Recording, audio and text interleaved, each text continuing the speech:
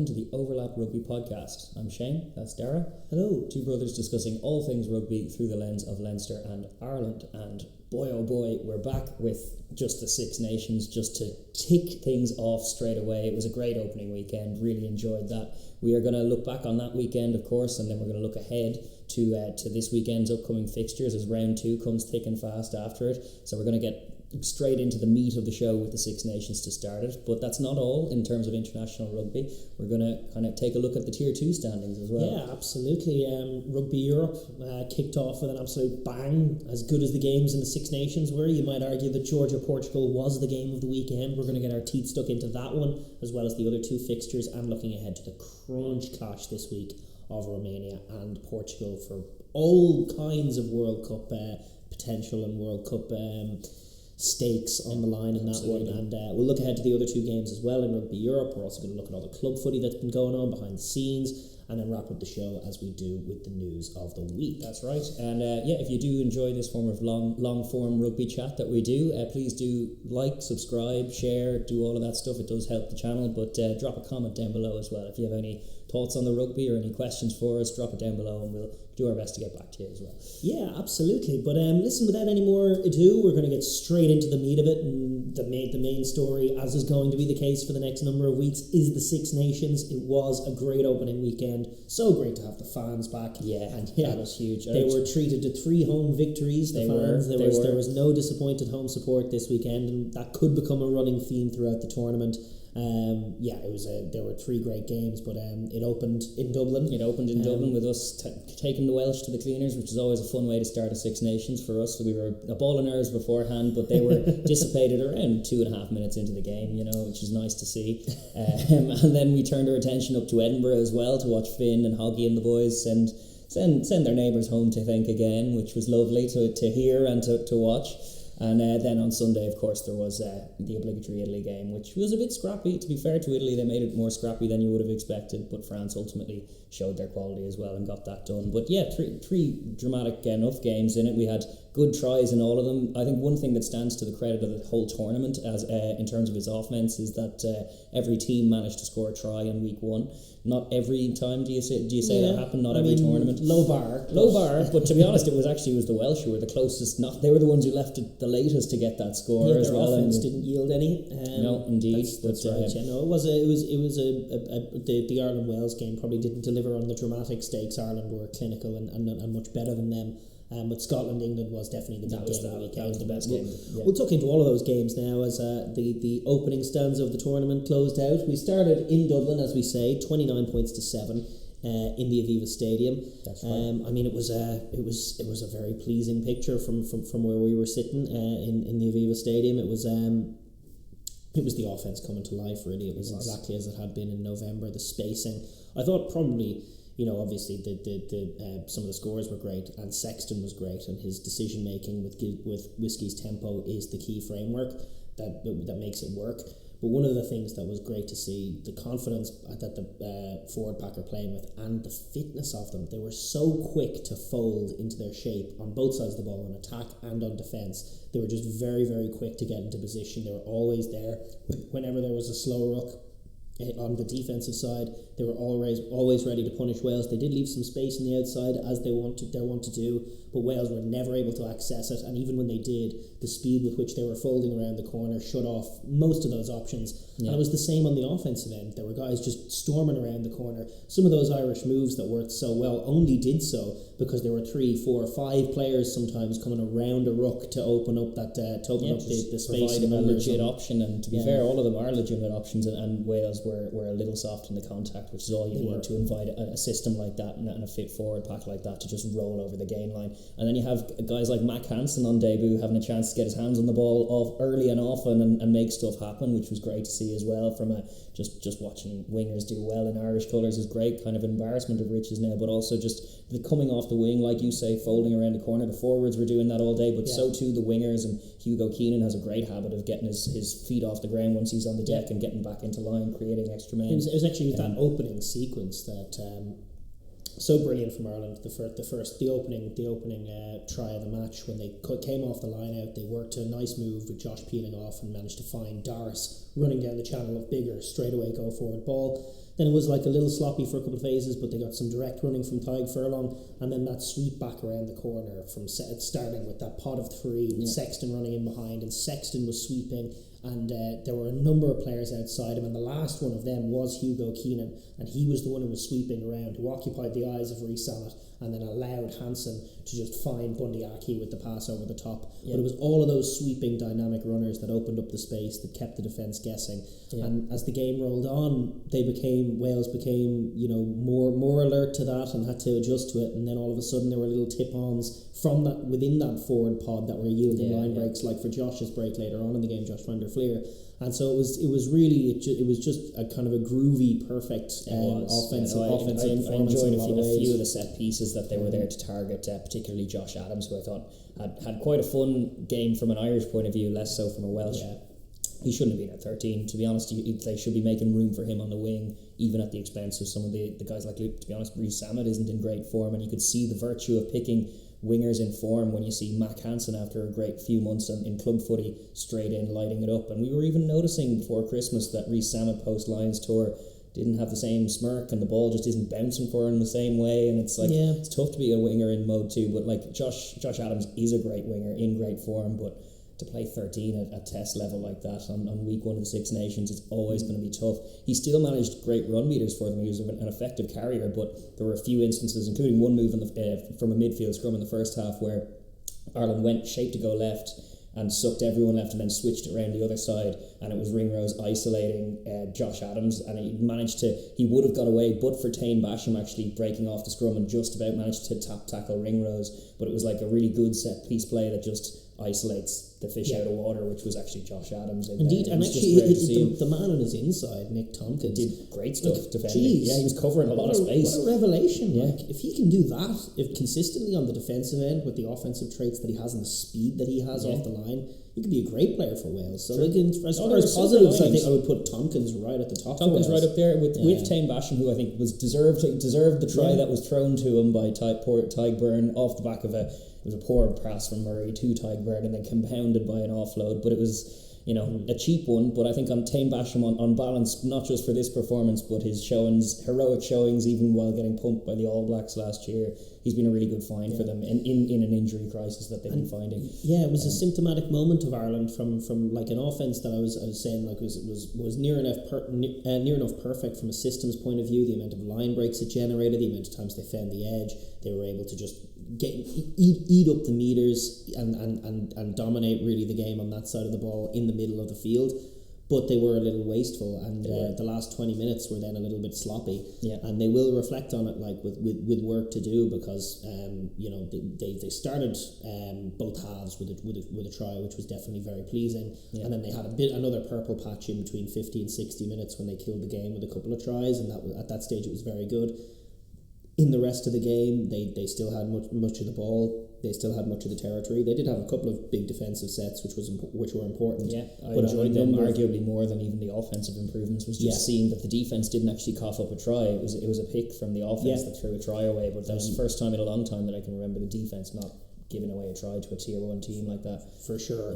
But just little things like on the offense, like giving away the crossing call on the maul from 5 out. Yeah, that was sloppy. They have to be ready for games. Even though, like we've said it now throughout, this is a 9-game win streak. This team tends to dominate games, but they have to know that they're not always going to dominate games, and then the question marks will come about like just not doing that, not making those kind of mistakes in the big moments, being able to be clinical and find your way to the line when it matters. Yeah, and the other question mark about this offense is like it was great to see it purring like that, but they were winning context very readily against a lot of those Welsh defenders from the very beginning, which in Paris likely won't be the case, and those are the big tests. Because considering how we've seen this team get bullied. It's the system and the scheme that lends itself to that, though. If you can strike well off set piece, which they did, and then isolate, like that first sequence, it all started because they set up a maul, they get the Welsh to buy in on it, Josh van der Fleer breaks off the back, and then he's away. running towards the open field, and that facilitates with Daragh running off and getting the favourable matchup, which is really what this offence is about, just getting favourable matchups. Daragh bigger in that instance. Bigger's a good defender, but he made the tackle, but it was still a early contact on your captain and your 10.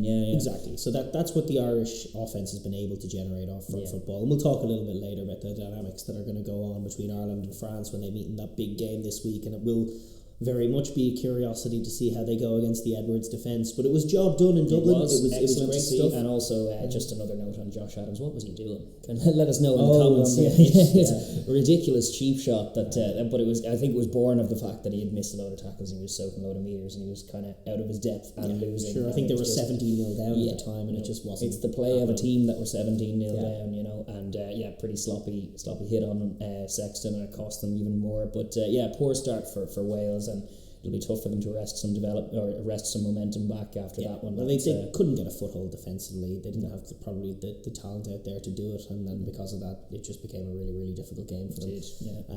Guys like Rowlands and Beard looking impotent enough. Beard was good at shutting down them all. He was trying to. By the end, he got raggedy and he was giving away penalties doing it. But he knew that what needed to be done to try and sack it. But it was definitely a tough start to the campaign for the Welsh. But we enjoyed that. From our point of view, it's great from an Ireland point of view to get that win, and from Wales is a bit of soul searching to do. They have a big few games now to come, including this one this week at home against Scotland. But we'll see. They will come back. They didn't really get a chance to show their offensive chops, but for a few occasions they were just swallowed up in the contact, and they just kind of were beaten up and feeling sorry for themselves by the end of it. It's true. And their attack wasn't that slick. It was probably a little too flat. And hence they were just getting cleaned up by the Irish blitz defence, and that was the tale of Wales for this week. But there was another game. The big game of the weekend took place on Saturday evening, and yes, for the second year running, I believe for the first time since 1984, back-to-back wins for Scotland over England. Yes, a 20-17 win in Murrayfield. This is the fourth time in 5 years that they've held aloft the Calcutta Cup. I'm just thinking of it ever since we've been doing the podcast and putting thumbnails together. There's very often do I have to get a celebratory picture of a bunch of Scots lifting that bejeweled elephant-adorned trophy that it is. It's been a pretty frequent occurrence for Scotland to retain this thing. Even with the draw, they managed to retain it that year as well, although that wasn't the same as back-to-back wins over England. But I thought they were good value for it. They were England nearly got it won, but for the kind of brain dead moment towards the end. But Scotland managed the way they dug it out in the last quarter showed good maturity from both halfbacks and the pack, and just a good calm throughout the whole team to believe that they can get it done this time. I totally agree. I love the way they're starting to more consistently win the tight games. They're starting to dig out results in those. That's huge, particularly at home. You want to win those. You look at Australia in the autumn, and then you look at France and Paris, of course, last year, and they add that to this game. I mean, they did get blown away by the Box in the interim, but even putting that to one side, the world champions. But that was not a close game, and so winning that, you can almost put it to one side. But to win the close games is half the battle for this Scotland team. That said, it's this classic thing with Scotland, where you're watching the game and you're like, well, Scotland here have the better offense. They're moving the ball crisper. They're more creative. They're coming from all kinds of directions. Darcy Graham's having a great game. They get their blindside wingers involved. They have clean, quick ball. They're moving the ball very well. They're more adventurous. They're the more likely team to score a try. And then you look at their defense. You're like, well, Scotland have the better defense. Their spacing is much better. Their tackling is hard. They're more physical.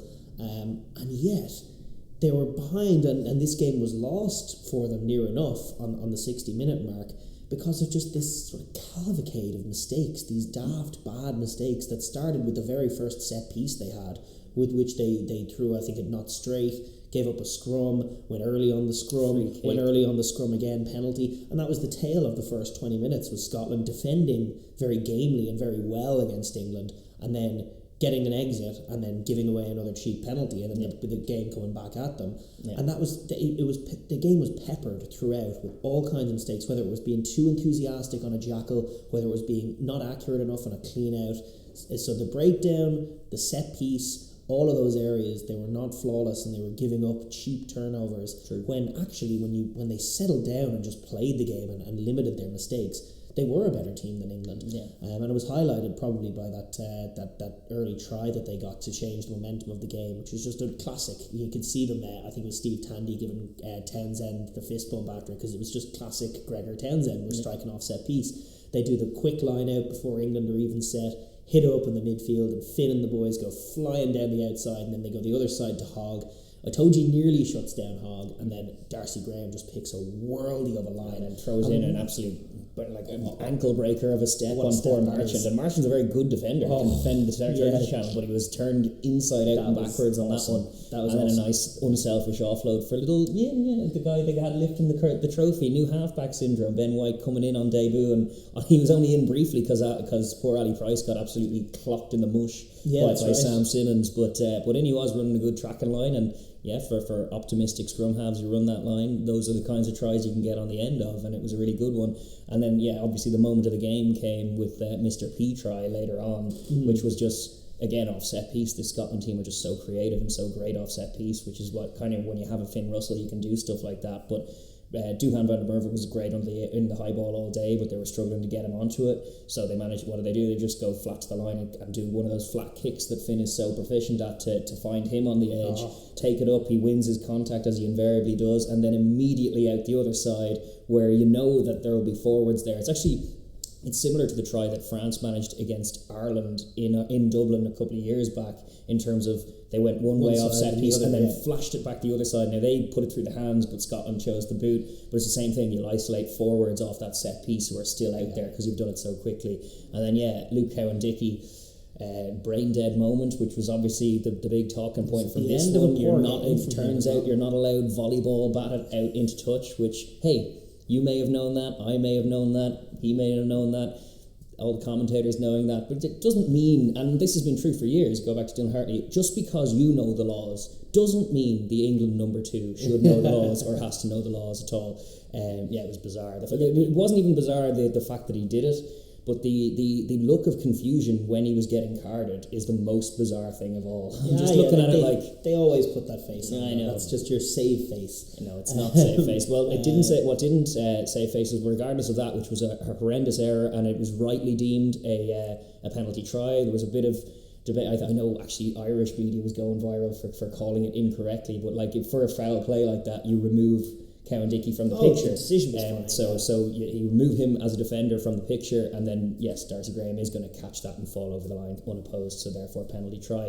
But that doesn't vindicate the decision that came just after it, where England had a choice whether to bring Jamie George on for Cowan-Dickey to throw a line out that could have been crucial, that they definitely needed to execute. A couple of phases to make that call. They did, and then it was only when it was forced with the scrum off the ensuing butchered line out that Marler had to throw that Jamie George came in, and it's a wild one. I don't know what Jamie George has done to vex Eddie Jones. Is it just because he's a Sarri and Eddie Jones has made the big point about removing the Saracens core? I don't know, but I agree with you. Like, Cowan-Dickey had a rough day all day, had a couple of knock-ons, he gave away a penalty. He just, he's a solid player, particularly at club level. I think he is a very good test level hooker. I don't think he's as good as Jamie George or in that elite category. I think George always looks like he has time on the ball. He's actually an offensive weapon in a way that Cowan-Dickey isn't, and he's extremely physical on the defensive side, and a smart footballer. I was thinking back to the game, although they lost it, but the game in Dublin last year, where Ireland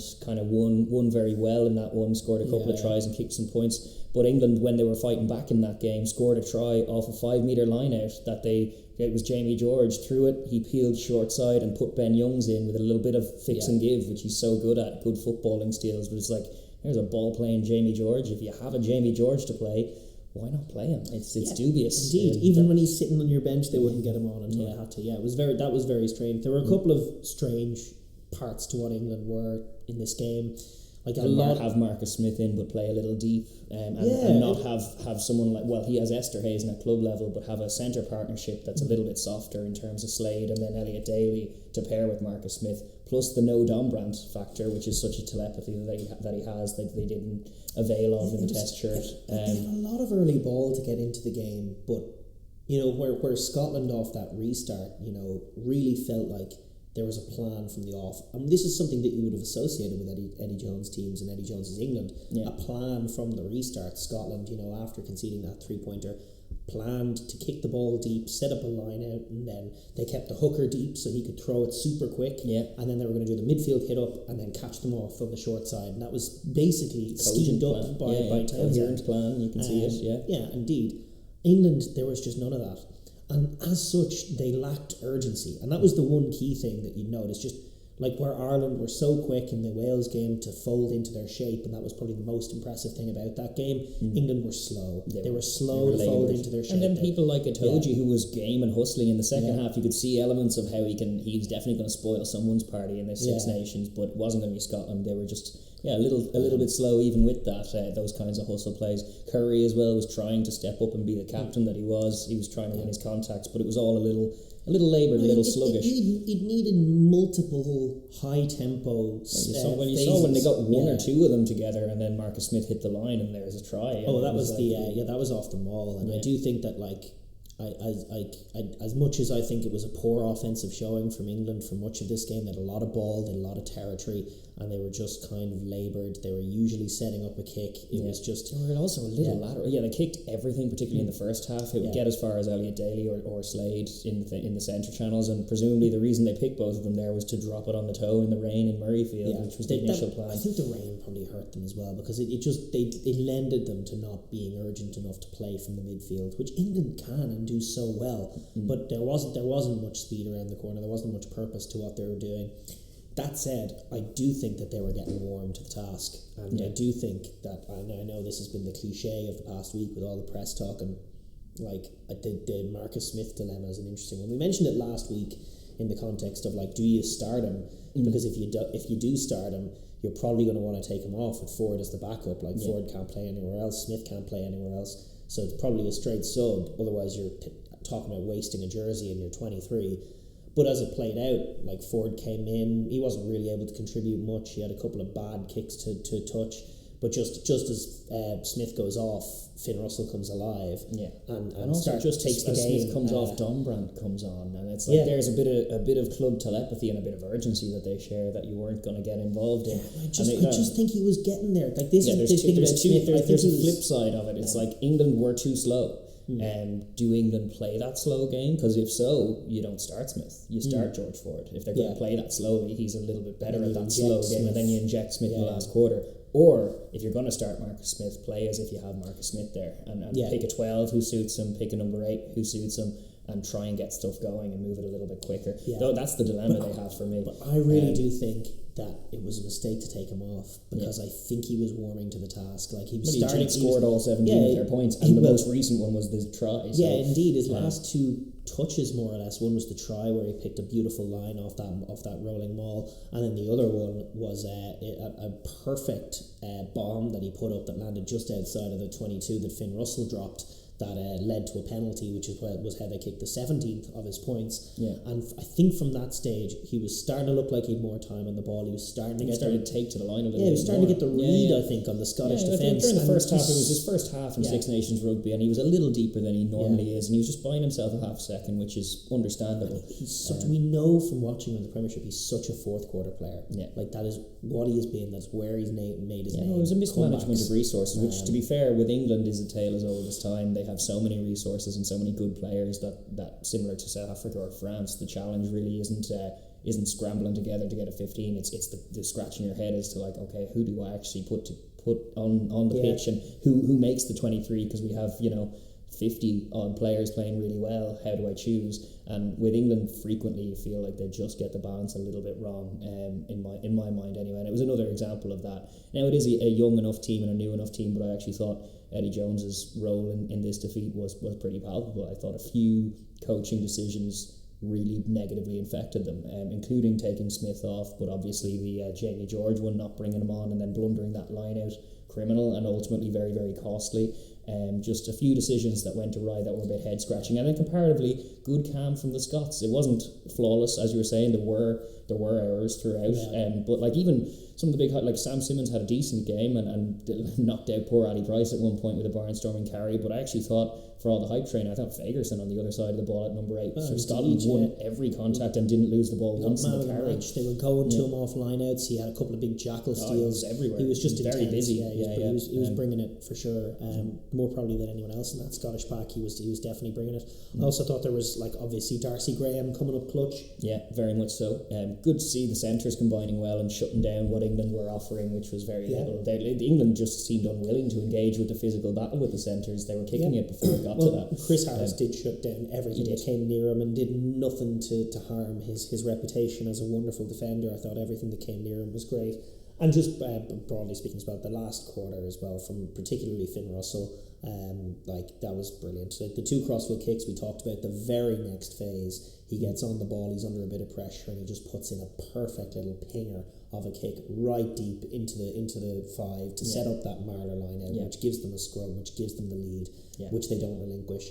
And I will say as well, shout out, because the starting front row did not play well for Scotland. To Steve Nell and Schoeman coming in. Schoeman, the 2 Safas to come in on either side of the scrum, and that whole last sequence, which has been the subject of much debate and controversy, where England reset. It was a curious one. You have seen penalties given, but if you watch it back, England definitely have a power advantage. But they're trying to put pressure on Vimpy Nell's side, and to be fair to him, he's holding his shape. Yeah. He's staying compact. He's connected with his hooker, who's connected with Schoeman, and then England put some pressure on, but they do hold their shape, the Scots, and then England are the ones to kind of pivot around to the left-hand side, and then they do go forward, but Scotland are holding their shape the whole time, and it's kind of like... So is a reset the fair call then? Well, it's interesting. I didn't think it was a clear-cut penalty against the Scots. There's always openings to interpretations. I'm sure English fans were blue in the face calling for it, but I think the Scottish front row did a great job of not giving a clear and obvious penalty away despite being under pressure. And then of course Flower of Scotland rose up and rose them to new heights to get them teed up for the weekend for me. It was just that chorus of sending them homeward, I think, again from the scrum time. It got them going for that last scrum. It got them ready to go. It's what we've missed in this tournament is those kinds of moments from the home fans, and it was absolutely great. And actually all the pre-match pageantry in all the games was great for that as well. But you're right in saying it was a home win, and it was by the skin of their teeth. Just first phase steal by Darcy Graham to take the win. Darcy Graham for me was the man of the match anyway, with just all kinds of potentially Russell or Ferguson as well. It was good. There were a lot of really good Scottish performances, but Scotland take valuable points and another scalp off the English and set their campaign off really, really well again. So they did it last year, but they have a Welsh bogey team to get over now to keep that momentum going. But there was one other game this weekend as well, which it was the Sunday game, and it was France 37, Italy 10. The 10 that I predicted for them came just as I thought it might, with a nice try and some optimism, and then a doom and gloom 3-pointer, and then they're done. That's what I expected from Italy, and it was disappointing to see it play out like that. France were pretty poor for large parts of it in the rain. It was an absolute deluge. We thought it was going to be rainy in Murrayfield, and it was at parts, and it was a rainy bit in Dublin, but it was Paris was where the deluge was, and it was horrendous in the first half. And France were, lethargic in the rain to fold things like folding into their shape, urgency. For the first half they had no shape. They went in ones and twos. It was their little free-form jazz routine was hitting all kinds of bum notes. And like Dupont, there were guys just coming around the corner by themselves. So Dupont would hit a runner, and it would be like Aldred or someone, and he's just by himself. To be fair to Aldred, he carried gamely even in that on himself. He was the best of them operating on his own in that first half, but slowly but surely they kind of warmed to their task, and they did put together some nice tries. I think it was the second of Villiers' tries was a set piece move that involved Dante pullback and then lovely hands. It was a bit of structure. Well, they set it up because all for the first half they were just giving it to Dante to hit it up. So the fact that they didn't on this occasion kind of did dupe the Italians, and they put together some lovely hands. Then Pinot getting off his wing and getting his hands on the ball to feed Villiers is a good. It's a note for Ireland as well, because the way that they dealt with what was a pretty game and pretty good Italian blitz defence. Italian tackling was better than you'd see in the last few years, to be honest. Probably had something to do with the fact that they're defending with a scheme that allows them to tackle on the front foot. They're trying to bring energy and bring speed off the line, which I think drifting for a team that misses tackles anyway is just doom. I think when you don't have the physical matchup, your mind is made up. You kind of have to blitz because it's the way that you're going to win contact. It's probably the only way.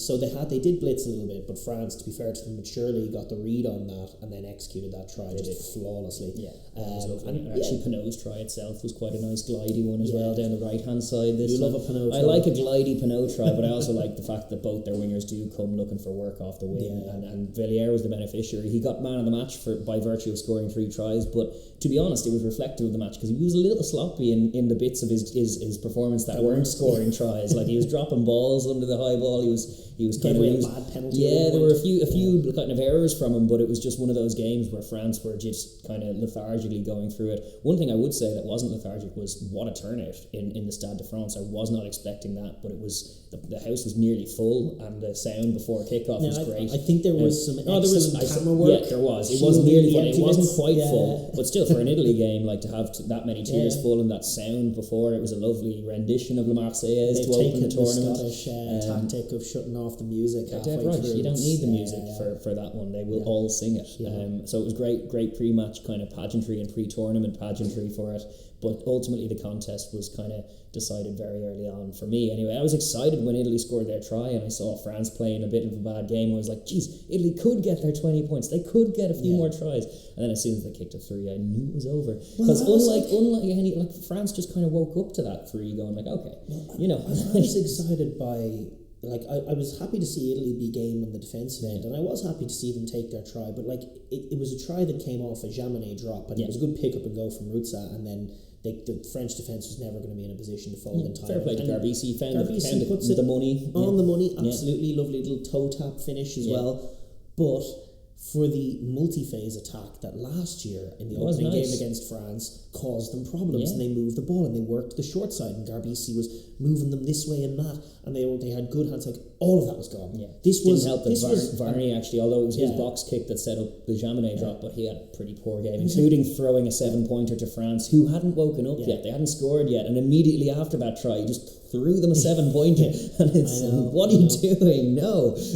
But it was an offensive mess of a performance from Italy. And now I know the rain is going to help that. Always defences are going to look better and offences are going to look worse when you got conditions like that. That's true. But there were like some really, really raggedy moments. Like one where like the pullback to Garbisi was just by the end it was just the most telegraphed thing in the universe. But the pot of 3. Like where Ireland have that with Sexton, and it's like there's 3 options that are sprinting at you, and they might do a no-look pullback. Yeah, exactly, and it'll be certainly not turning your shoulders all the way here before the end because I'm too tired. There was one as well where like Garbisi was running a pullback and he got a pass that just went over his shoulder from the guy on the inside. And that is the Italy we've seen over the last few years, as well as that last pass syndrome and second pass syndrome. There were guys who weren't ready for passes. There was there was times when they did 2 pullbacks and then a guy got the ball who looked like a man who had no idea he was going to get the ball and with no options outside him. Like it was just unstructured, messy,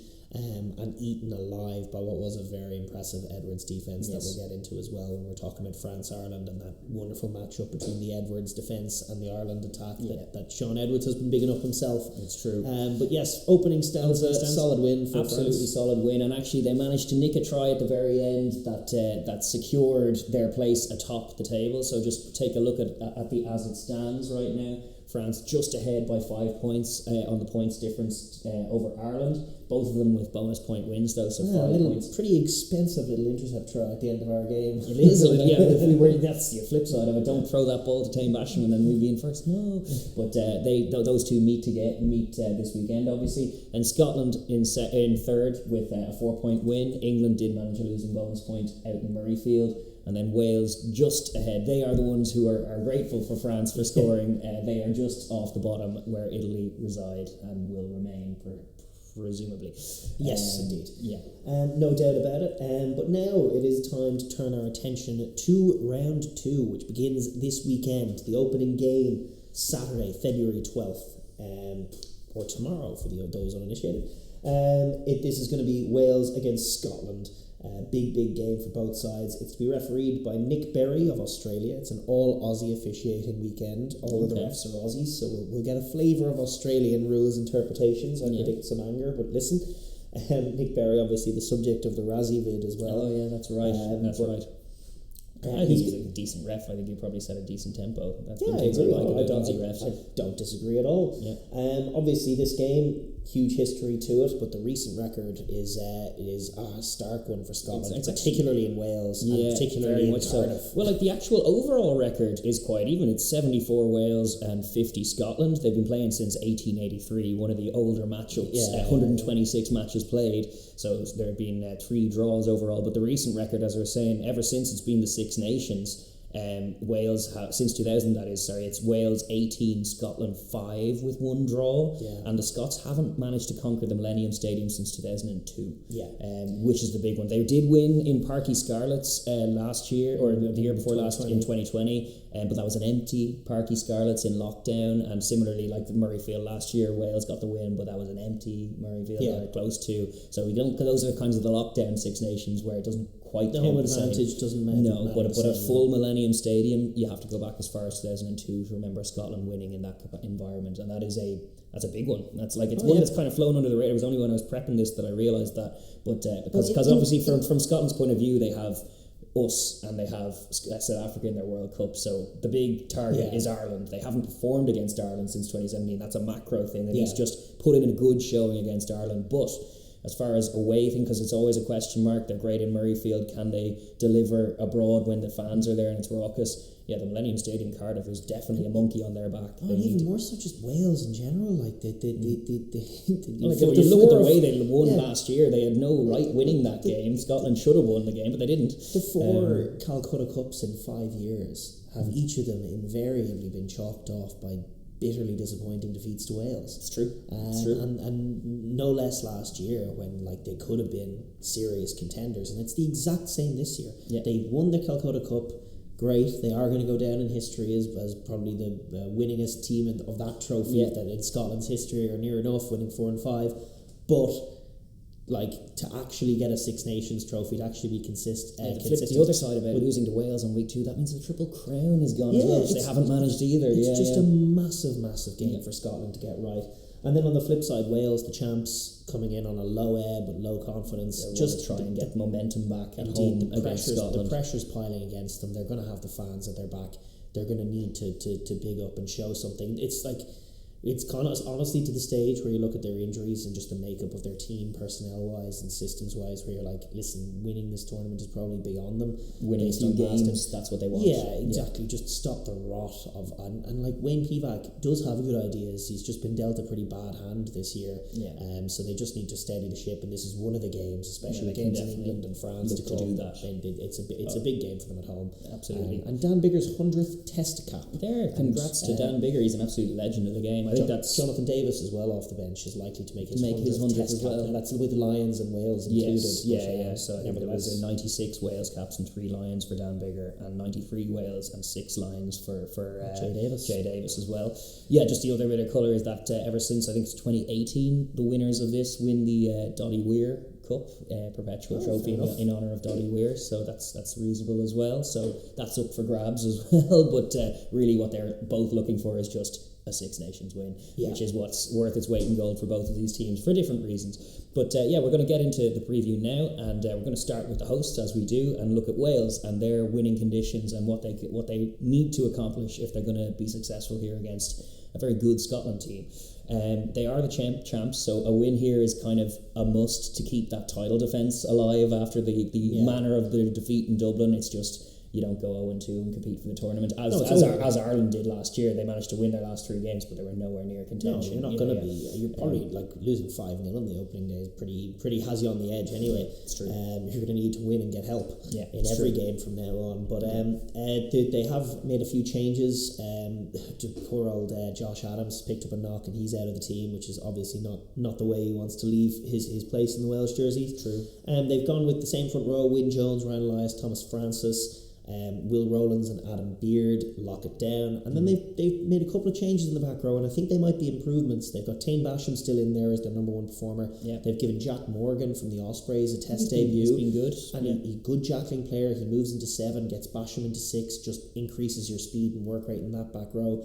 And then you got Ross Moriarty, who's probably coming off his best ever season last year as well. So, he got a lot of credit in his bank in that in the defeat actually to Argentina in my book, because he was the only lad there who was able to win contact at all against the Argentinians. And gets through a lot of work, Ross Moriarty. It's just on balance, it looks like a much better back row this week. So that much is exciting. Yeah, because they absolutely have to arrive to the physical pitch, unlike they did last week. And they were talking about it in post-match presser, saying that's what they talked about, but they just didn't arrive to the pitch. Another level against what Ireland were doing, and they weren't matched up well against it.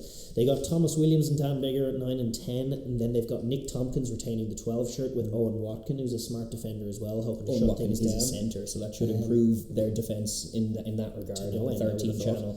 Then interestingly, no Johnny McNichol out of the 23, so they've gone Rhys Sammet at 11. Alex Cuthbert makes his first Six Nations start since 2017. Wow. Coming in on the right wing, and Liam Williams rounding out the team at fullback. And they've got Jonathan Davis to bring on as well. He's back from injury, so if 13's going wrong, he can come in. Garrett Davis, Callum Sheedy, Aaron Wainwright drops to the bench. Seb Davies is back on the bench, and then the front row options of Dewey Lake, Garrett Thomas, and Dylan Lewis. Interesting. Those bench front rows will be under pressure against the two Scottish Saffas. Well, actually, the Scottish Saffas are starting for them. So it's even more juicy fit matchups. But Scotland will probably have the edge at scrum time. So Wales, similar task for them is to try and be solid, get their own ball and be able to attack with it. They weren't really able to establish that in week one, so slightly new look to the pack makes a bit of sense. Definitely some rejigging in the centre and in the back line. Congrats to Cuthbert getting back in a Welsh jersey as well. He has been putting the work in. He's been playing pretty well at club level, so it feels like it's a little bit of an anti-Duhan kind of selection, because Duhan was very, very good in the air in week one for Scotland. They will kick a lot, Wales, because they're not at the moment they're not playing with enough dynamism and direction to be able to play from midfield. They're kicking a lot, and they need to win some of those aerial battles. It's dangerous. Scotland have a dangerous back three, but Wales are at their best, are excellent. That's true. And Liam Williams at his best can beat Stuart Hogg in those kind of matchups. 1v1 matchup, you think. Those are the kind of plays that they're going to need to be able to generate, I think, to be able to take those quick tries that they like to get out of nowhere. But then obviously it's just a heck of a job from a defensive point of view, shutting down what Russell on that Scottish attack and Townsend's schemes are all bringing. It's definitely a big challenge for Wales, and I think the back row are probably the key to it. They are. You look at what Tane Basham was able to do against Ireland. Like, he obviously gets the pick that becomes a try. He actually had another, like you talked about, their top tackle on ring rows that he had that stopped a line break. He had another few plays where he shut down line breaks, and you're going to be looking for the same kind of work from Moriarty and from Jack Morgan coming in, covering space, helping out other defenders and making tackles. Exactly. You saw the sloppiness that Scotland could have sometimes in the clean out work. And they're moving the ball well, but if Wales can make it scrappy, it won't take much of a moment for the Welsh crowd to get involved, and it won't take much of a moment to kind of knock the Scottish confidence, particularly in Cardiff. So they need to be trying to galvanise around those moments. Big turnover steals, even just big collisions, big tackles can get a big raucous response from the crowd, and then can make your opponents shrink a little bit. And they have to be proactive on the defence first. You're right, and the back row is just so important for them to do that. At their very best, their back row are industrious all over the park, and that really sets the tone for their good three performances. does have the potential to be that way. It's there that they got to win the matchup. Scotland are big, they're hefty, but if Wales can make Wales can make their ball messy, get Ali Price doubting himself a little bit. I told you had a couple of good plays in Price, like he always does last week. They need to get after him as well, make the ball a mess, give Russell as few options as possible, and hopefully turn this into a game where there's a decent amount of kicking. It's wet weather. Scotland are the team kicking under pressure, and then back your backfield to mind the ball really well. That can make decent matchups, just in terms of a vertically challenged thing. They picked Cuthbert on one wing, presumably as Duhan cover, but on the other side, Rhys Sammet against Graham is a good favourable matchup in the air, you would think, for Wales. Similarly, like you were saying, Liam Williams v Hogg. They're both very accomplished Lions level players, but Liam Williams is the taller and probably the more likely to win a 50-50 high ball. The X factor is the long boot of Hogg, especially in wet weather rugby, which I think it's likely to be again in Cardiff. Like there's a big tax when you play Scotland on kicking badly. Yes. That basically Hogg will just return with huge interest, and you'll get a huge kerchunk off, and no matter where you are in the pitch, Scotland it's going to restart. The new laws have also kind of indicated that it's not just the 50-22, but the fact that when you kick it over the try line accidentally and they dot it down, it's only a goal line dropout, which is not punitive at all. So it means that guys with a big boot like that, if they're under pressure, can just hammer it long, and if it's not going to go the full length to go all the way back, then it's just a very effective exit for them, and it's a useful tool in Scotland's locker. So they got to kick well. Like one of the things they did against Ireland off like turnover ball that was pretty encouraging is they moved it to the edge and then kicked it from there. They allowed the backfield cover to come up, and that's when Hogg is still a little uncertain. I mean, he was better against England. He had some good moments in that. Flicked the ball back in, prevented the 50-22, and then ducked under a guy. But those are the kind of pressure moments. If you're Wales, you want to be generating with Hogg. You need him turned around if when you're kicking deep, or you need to be kicking the contestables. And between Biggar and Williams and the edge players, that's an area of the game they'll feel they have to get an advantage on, because those kind of are where their strengths are, just making it about the outside backs. Yeah, absolutely. Also just winning ball. Their scrum needs to be tidier than it was, but likewise the line was okay against Ireland. It was okay, but the line out was the one I'm looking at in terms of they need to be able to strike off it. They weren't really able to get clean ball. They were under pressure a fair bit from it. They couldn't get their maul rolling. The forwards, to be honest, were just outmatched out in Dublin, and they are at home this time, and we're still calling on Beard, who is in the Alan Wynne-Jones role there. He's fresh from Alliance Tour. He needs to be the galvanising force of that pack, particularly at line-out time, and needs to get them on their own ball just rock solid. That's what they want to be, and then you can start being combative, and you can start firing up some contests against Scotland's line-out as well. But if they have a solid set foundation to launch from, then game on. It makes a world of difference, but I must say the matchups are tough. No, they are. Against the Scottish defence, that was not cleanly unpicked really at all until that one Marcus Smith moment against England. But besides that, it was very combative, very difficult to break down, especially if you're not winning contacts against them. And then you're suddenly fishing for things like snipey nines and things like little line breaks out of nowhere that are just presented to them. Like they need to be taking all of them, to be honest. But we haven't really seen Scotland unpicked like that just yet. No, and there's a lot of chop and changing going on in the background. I feel like Tompkins has to be a fulcrum player. He has to be the guy to occupy the mind of Chris Harris a little bit if you want to set up those good edge plays when you have Williams and Reece Samet on the edge together.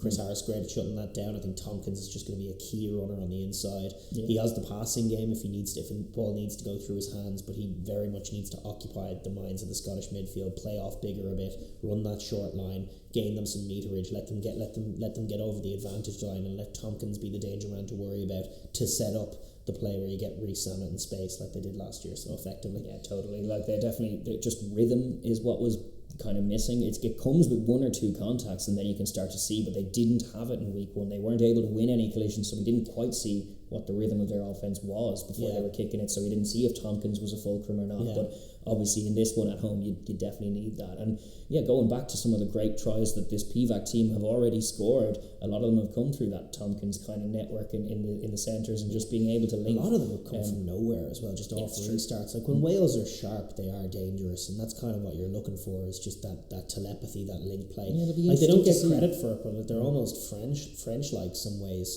Just running those support lines, expecting the ball and expecting a try there. It's good instinctive rugby, instinctive attacking rugby. Definitely, it's one that you see across all levels of Wales, even though you see all kinds of problems in Welsh provincial rugby, but when there's broken field you can still see the Dragons, even at their most impotent, take a lovely coast-to-coast try, and you can see just those good instincts that are there, and they need to feed into them at top level, because that's where their tries are going to come from. They aren't going to be able to dominate Scotland, albeit at home. Like they may be able to be buoyant enough after their anthems to be like physical in the first quarter and be able to get parity, and then it's game make it messy, get exactly right, get parity, get clean ball of their own, and then just turn it into a game where your defence has managed to make a mess of what Scotland are doing. They are kicking a lot, you're kicking a lot, and then you win the moment. Yeah, tight game in the wet weather. A bad error from Scotland is easily where a try could come from. Or a recovered contestable that sets up an overlap that Wales can take, and then just play out the rest of the game smartly. That's the kind of scenario that, if you talk about Wales as winning conditions, I feel like it's a tight one that they sneak a try using their clinicality. They similar to some of those wins they've managed against England over the years, where you're thinking like, oh geez, they're not really in this game, apart from the fact that both teams have only scored 9 and 6 points so far. And then it's looking at Scotland be better than their opponents on the offensive side, on the defensive side, and sometimes up front as well, and yet somehow they just aren't making it count on the scoreboard, and that can really come back and haunt them. And Wales need to be that haunting ghost. Well, they very much are a ghost of Christmas past as far as Scotland is concerned. They need to tap into that juju from Wales' point of view. But I suppose to pivot on to Scotland as well, because the away side here travelling, they need to keep their momentum up. The Calcutta Cup is great. It's great that they're so successful in it, but they'll be acutely aware from last year just how easily that momentum can be chalked off by a Welsh win, or the Welsh kind of sticking a dagger in their side as they've managed to in just pretty much every tournament. I think you have to go back as far as 2017 for Scotland to get a win over Wales. Beyond apart from the 2021, a win in a full crowd, and that was in Murrayfield as well. So it's like this is going to be a tough test for them away from home. It is, and they're not. But I think mercifully for them, they're not coming off a good performance in many areas. There's room to improve, definitely, and they'll be looking at it going like, "Geez, we blew this game here and here, so let's not do that. Let's play with a lot more security. Let's be just much tidier in terms of what we're doing, especially, to be honest, from the forward pack. And hence there are a few changes. It's good to see those Saffas in Schoeman and Nell. I think they're their best scrummaging. The whole front row has changed. So McAnally, Pierre Schoeman, Stuart McAnally, Vimpy Nell, all coming in at 1, 2, 3. Love it. Johnny Gray and Grant Gilchrist maintain their positions. Sam Skinner comes in at 6 for Jamie Ritchie. Nice. Then they got Hamish Watson and Matt Fagerson to round out the pack with the full front row from last week. George Turner, who actually played quite well last week. He'll be an impact from the bench. Sutherland and Fagerson now. I think that's a great call to drop them, because I think they were getting complacent, and I don't think they were playing nearly as well as they were a couple of years ago, and these two Saffas behind them have been playing better rugby.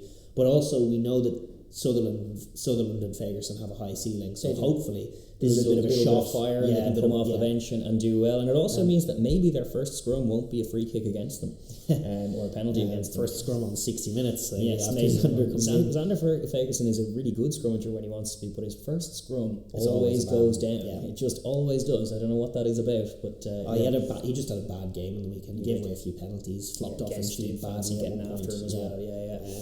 So they've gone with those changes. They've also got Magnus Bradbury and Rory Darge to bring in now, because obviously Scam Skinner can move into the locks. Then they've got Ben White, who was so great coming on off the bench last week, Blair Kinghorn and Cam Redpath. And I should also mention in the backs, I never mentioned the starting back line, they have taken Sam Johnson out of the team. Sione Tuipulotu coming in his stead, with Chris Harris, and then obviously Ali Price and Russell, and that awesome back three of Duhan, Darcy and Hogg rounding out that team. Very good team. It is a very good team. Really, as always, really well balanced, lovely qualities. It's very tough to pick any weaknesses apart from Wales. Well, the weaknesses last week played out in just a myriad of terrible penalties, terrible unforced penalties, like little crossing calls, little going in off your feet at the ruck, going for jackals when they're not there, mistakes at the line out, mistakes at the scrum. Those kind of, that sloppy play that they brought last week in the wet in Murrayfield that nearly cost them. They did great to dig out the win despite them, but they need to tidy up their game and not make it about that. And they are physically, they would have supremacy over this Welsh team. You would think so. And where Wales are. Their attack is much more evolved than Wales. They move the ball way better. They threaten your defence all over the park in all kinds of different ways. Ali Price and Russell move it so well. They got their wingers coming in off who are so electric and dangerous. Their kicking game stronger, I think, and their defence way better. So on paper, Scotland should, this is a should win game for Scotland. Not won in Millennium Stadium since 2002, but they should win this game. It's definitely an opportunity to chop that ugly stat off the history books for sure, and they definitely need it. Challenge the 13 channel is one that I would say. Obviously, it's just a new combination out there, so trust Finn Russell with your strike moves to challenge it. Ireland got good purchase doing it last week. Like you're saying, the offense is pretty mature. The kicking game, Russell and Hogg were pretty masterful last week, I thought, compared to they were a old bull, young bull kind of matchup. They had Freddie Stewart and Marcus Smith up against them, and I thought the Scots edged that. For sure. I think it's a bigger test this week with Bigger and Liam Williams in that particular battle, the aerial battle. It'll be a serious challenge for Scotland, but if they can get even parity there, it'll be a long way towards diffusing some of Wales's ins that they will be looking to. If you can just even make it evident in the first quarter that those kicks aren't really yielding anything, then Wales will start scratching their heads. It's one of those little tools for Scotland to try and grow into the game. But that being said, you always need to be alive to that danger. Like, it only takes a heartbeat and a little kick over the top, and suddenly you're at 6s and 7s, or you're backpedaling towards your own try line. Tough spot to be, but they need to be assured leaders, and they really were last week. Particularly Russell, I thought, was very, very impressive in how he closed out that game in the last quarter against the English. So a bit more of that maturity away from home is definitely needed. Leadership. Yeah, absolutely. And I think Gregor Townsend will be only too excited to launch off the set piece, to overload them in certain channels. he's getting more creative and more confident, and I think his their telepathy with Russell, or just like his understanding the trust of what Russell Russell can do is great to see. You know, like you can create all of these kinds of moves, and one of them facilitates a little 15-meter left-handed skip pass. Grand. Yeah, that's exactly. fine, and like you don't need to worry about that. Exactly. It's in the playbook. Finn is getting way better. I think the sort of the NFL term for it for quarterbacks working through your progressions. Yeah. Where you're like, well, one given play has 2 or 3 or 4 options. Yes. And Finn is getting really, really good at taking the right option. He was always read the game well, but he's reading it much more maturely than he used to, and he's taken the right option most of the time. So they'll be really confident of unpicking that Welsh defence, and they did last year in moments. They had some lovely set piece attacks and tries. They just they need to mitigate what Wales can do to them, which is sometimes, if they're a little bit sloppy on their resourcing of their offensive breakdown, that can become a turnover try very, very quickly. Or if they're turfing a ball that they're already... Because like last year in Murrayfield, their pack were dominant, and it's a similar pack, but they were dominant. It looked kind of a little bit like an annoying Ireland performance in some ways, because they were dominating possession, territory, stats, and then just coughing up a cheap score to undo all of that. And they were earning a good 10-minute score and then conceding a maddeningly cheap 1-minute score. And then it left it a 1-score game, which Wales edged. Yeah. But I definitely think that the defence is the one area where Scotland will think to themselves, we're much improved in this area. This time last year... They're not as good as they were last year. Yeah, exactly. In terms of that. Like, no George North at 13. There's a different looking backline that they're rocking up to this year with, so shut them down. They got to the edge and exposed, got after Chris Harris in a way that he hasn't been got after since. Yeah. So Scotland will be thinking, look, right that wrong. This defence has come on leaps and bounds in the last year. Shut down Wales off first phase, shut them down off second phase. Force the kick, deal with the kick, come back at them. And just be patient. Like a couple of times last week against England, like they started going in after the ball and they gave away a penalty. Like England weren't threatening the line on any of their 12 points that they kicked. They weren't threatening the line, and yet Scotland, kind of in a panicked way to try and force a turnover, were giving away cheap penalties that they don't need to give away. They have a good defence. They're physical. Trust it. Trust it. Just take the step back. Don't be going offside. Allow Wales to go through phases and trust your defence to stay connected, keep its width, and win contacts and ultimately repel them. Yeah. Be a little more patient, I would say, would be an advice to Scotland's Scottish defence. Very key advice for it's not just Scotland's defence, it's in general, to be a little bit more patient. And we've seen it with their offence maturing as well. Like Finn last week dropping a few things onto the toe, just letting it in there, Ronan O'Gara style kicks into the corner to just get your forwards moving forward. Try and control the game as best you can, because on paper, as you say, the matchups are all pretty favourable for Scotland. I think looking at what Wales are bringing. They were last year too. This is the problem, and there will be songs being sung, and there might be little break and bouncing ball moments that go against you, but even when that happens, being calm in that chaos and sticking to your process and managing to dig out a result, it's a big challenge for Scotland. I'm not going to lie, I think it really, really is. I think it's a good test of their mettle and their just their consistency, which is the big problem for them. Like, it was a good gritty win to get against England in a tight one last week. Can they back it up away from home? Big question mark. I don't know the answer. Well, what do you think? Just to give us an answer. To give you an answer, I suspect... Well, I said it in my pre-tournament forecast. I think Wales are going to manage to nick one again and do the classic thing of recovering some momentum while completely irritatingly scuppering Scotland's campaign, even though they're not involved themselves. I think that is the dynamic I'm looking at, is like a 2-point win for Wales. Very frustrating day out for the Scots. Yeah, I mean, I thought that's what we were seeing for parts of last week against England. I thought I wasn't impressed with their control on the ball, and that is a concern. But I do think they have the personnel. I like the change at front row. I think it'll inject something. I think they can get after Wales. I think they can be comfortable at set piece. I do think they're maturing. I was impressed with how they dug the win out in that game. Don't really think that Wales have much in the way of resources to throw on. I mean, it's going to be great to bring on Jonathan Davis, but let's be real, he's out of form. He has played well in quite a while. True. So I just think that Scotland, on paper, are the better team. Like, even bringing guys like Magnus Bradbury and Murray Daragh in is going to make an impact. And I just think that they have the better players. They're getting more mature. This feels like the next step on the ladder for this team. Well, it is definitely now or never for this team, it seems like, in terms of the Six Nations. They want to be right up there, and I think they might well be right up there with Ireland and France. And so the answers to the big questions about Scotland, I think, are going to come in the coming weeks. But I think this team is able to win this game. I think this team will win this game. So I'm going to say Scotland 25-16, 25-13 maybe even. I think it's a good win for Scotland. You're saying a good win for the first away win of the tournament, that would be as well. Yeah. Yeah. So you're backing the Scots to get it done. We'll see. I mean, maybe like home advantages, it can be massive. It is massive, and especially now with the first tournament in 2 years, it's heightened, and we saw that last week.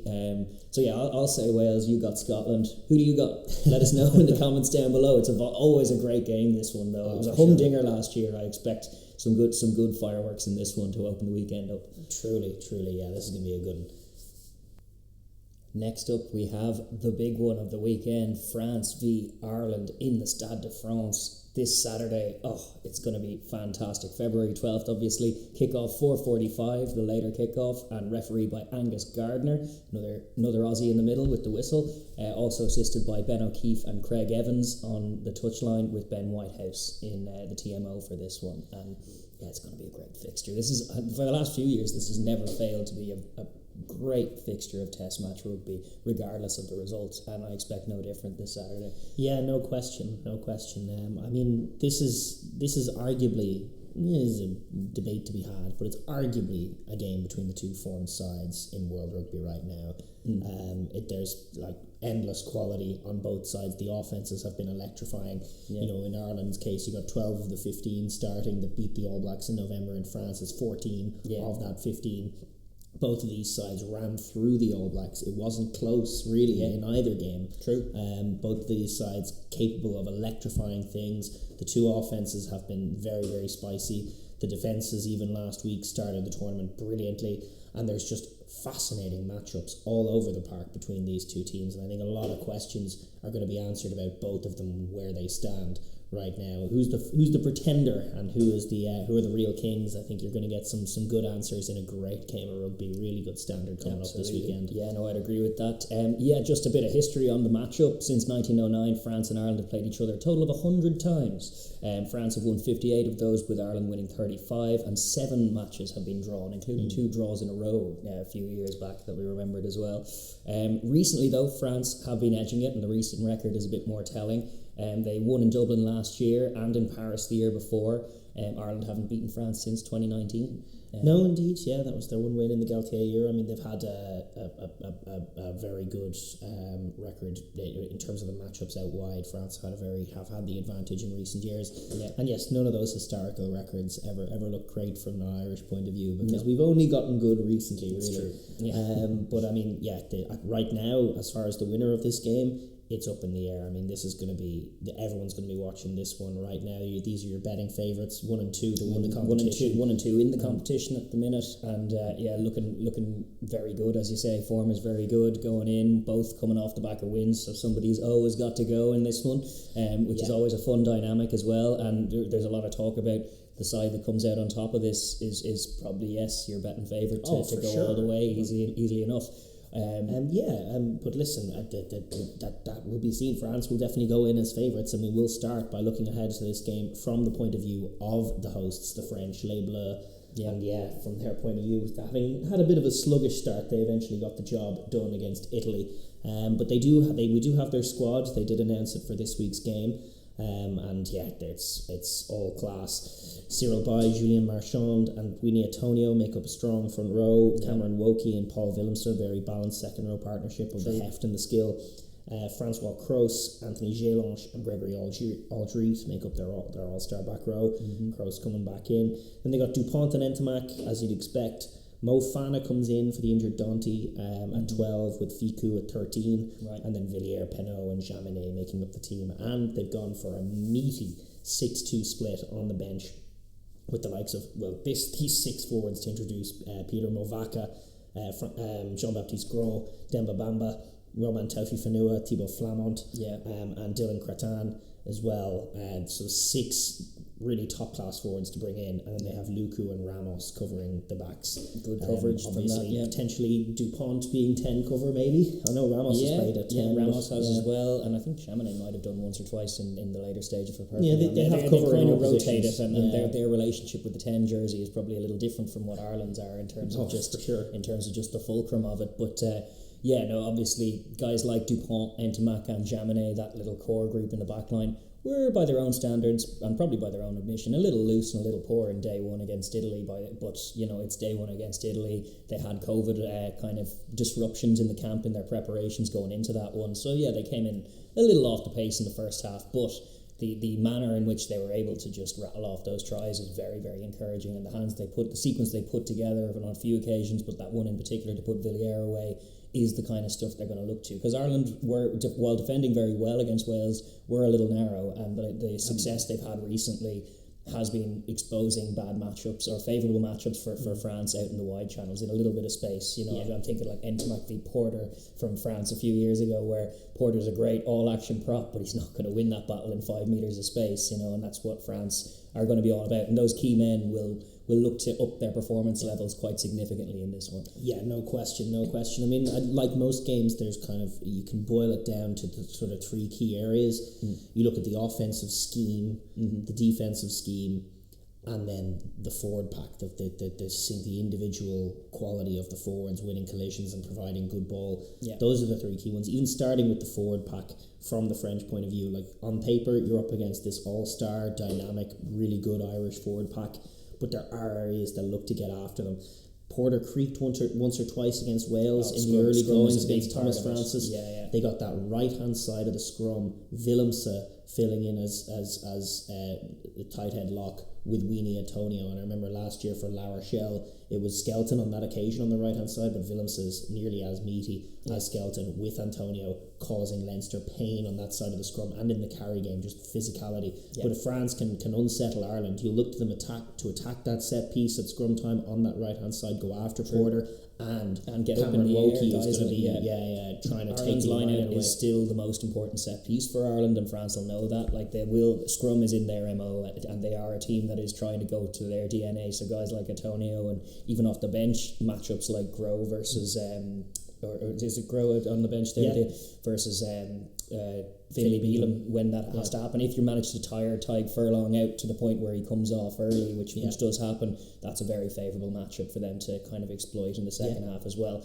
But you're right in saying guys like Wokey are in there to balance that second row. Willemse tight head locking, but Wokey's kind of rangy paws in the air. He's a very, very good Jay Launch as well as good in the air. Launch as well. Their whole back row, to be honest, contribute in the air, in the aerial game, in the line out. So getting that defensive end going, trying to spoil some of Ireland's attacks, because I think the stat is like more than 50%, like significantly more than 50%, more like 60% of Ireland's last 200 tries have launched from line out. And so disrupt that. As important as that is to Ireland, it's a common enough denominator across teams. Like the line out is very, very important. Taking the platform away. Ireland's attack so far, we've said it in the last however many games that they've been going now, it's rhythmic, it's tempo based, and it's brilliant, and it's nigh on unstoppable with all the angles, with all the different options, and the guiding hand that Sexton has given them as well. But obviously, we'll get to that, Sexton not being in the team this week. But from France's point of view, the first point of action is just to take that source ball away from them. And another area, like Ireland have been very sharp on the offensive breakdown for the most part. They're pretty good at getting there. Like when a player is carrying, he's good enough to hustle through the carry, and usually his 2 options come in over the top, present clean ball. But France will be mindful. Like there was 1 or 2 occasions when Ireland got to the edge and then there was only one man supporting. I think there was one in particular when James Ryan, like Ireland got up the left hand touchline, and then Josh was the one man left clearing, and then there was another man there, and James Ryan, in trying to make up for the difference, came flying in at the side. And so if I was Galtier, I would have been making the point to Angus Gardner pre-game, watch their clean out accuracy and then go after them on those isolated moments, try and attack the football, try and disrupt the breakdown, because Ireland, they do run an option kind of attack, and if France can get like a quick tackle where you're just getting the guy down quickly. One good read and one good smash behind the game line. Even one in 3 or 4 sequences, because Ireland will go through sequences like that, and you just need to time 1 or 2 good hits to disrupt that rhythm, and then you're in that Sean Edwards defence mould of just getting after them, getting up off the line, disrupting. When you get to advance, because you've knocked them back off the gain line, then you can start to eat them up with force kicks. I think that's so the key matchup. I mean, I heard Edwards talking after the game against Italy, and he would have been happy with how his boys went. They were, apart from one try off a drop ball from Jaminet, they held their defensive shape very well against a limited Italy team, got in their faces. But Edwards was saying, listen, it's all about Ireland, and he'd have been watching Ireland, and he's got a decent track record against Ireland in terms of getting what looks like a good Irish offence to all of a sudden look not so much like a good Irish offence, and getting after them in that area. I think he's going to be dreaming of scheming up a way to slow Ireland down, and it starts by disrupting their initial platform and then bringing that line speed target in Carberry in that pivot this position. is it. That's it. Like, you don't have to change the plan too much. I was listening to a couple of things earlier on, going like, "Oh, geez, the game plan for France is completely out the window if they can't smash Johnny." And it's like, nah, it's easy. You just rub out Johnny, smash Joey. Grant. Like, it's Joey Carberry's first Six Nations start, despite being his 30-something cap. So, yes, get after the young 10. France are old school traditionalists in some aspects of their rugby, and like, you're never ever going to go to Paris as a 10 and not be under pressure. It happens to everyone. Yeah. It's not just Johnny Sexton. It's going after the 10. It's disrupting. It's part of Sean Edwards' philosophy as well, is just pressure the 10, pressure the decision makers, force kind of less time upon them, and then capitalise on mistakes. In a couple of sequences, they had Dupont covering the backfield, obviously covering the chip, but he was basically in a spy position where he had license to make a read, and he did a couple of times on Garbisi and come flying up out of the backfield, time his run and get after something the 10. You saw Pierre Nara doing for the All Blacks as well last season. Correct. Exactly that, putting the halfback in that role, and sometimes they do it for box kicks as well, run from deep and shoot up. But and I think they're going to use that, like when Carberry is running that line in behind that first pot of Irish forwards, that's one to get after him and just to shut down his options. I expect Dupont to do that on a couple of occasions. But then the real key as well, like Ireland are without Sexton, and that's obviously a weakness, and they want to shut down those flowing tracking runs that they're doing so well to open up the space on the outside. But it all starts initially, and it becomes much more easy to do if you can get a grip on that initial pot of three behind whom Carberry's running and all the shapes are taking place. There's always an initial pot of three, or at least most of the time, where the guy in a pivot position, often Tyg Furlong or whoever it might be, with an option either side. Tyg Byrne can get in that role as well, as like the likes of Josh van der Fury. Look at his break last week. France need to cover that space and be like, this is where it's difficult. You need to be dominant in those areas. You need to shut them down. And Ireland, this is where their biggest strength is. They've got a lot of good athletes who are going to be running onto the ball. They've got good skills. France need to be able to get dominant tackles. Like, they're obviously going to be matched up man for man, but you want those double team tackles on that contact. You obviously want just to shut down that inside entirely, and that starts by like being able to react quickly and still make a dominant tackle is going to be so important in this game. If the likes of Willemse or Wokey are in that position, they're having to make a read, then they see the ball's going there, and then they get there and still on that reaction can make a dominant hit. If they can do that, that's going to be the make or break, because if they can do that, then great, then it's a penalty then. But if they're a little bit off with it, or Antonio's a little bit gassed because it's phase 20 or something, and he throws a shoulder in without wrapping or something because of that thing, then those cards could be costly. The other thing, they need to mind the P's and Q's on that, but also, as you say, be proactive, be dominant on the defensive end. The other thing they did, like Ireland were very, very tempo-full. Like the Gibson Park was driving this lovely tempo, and they were really, really quick to get into their shape. And France around the corner need to match that energy. They do. And they were like a couple of times against Italy, they were jumping offside. You need to mind your discipline, as you say, in that area. You need to hold your line, but you do need to fold into that shape to deal with what Ireland are doing quickly. And then it could take care of itself. You could get after Joey. Things might come a little unstuck.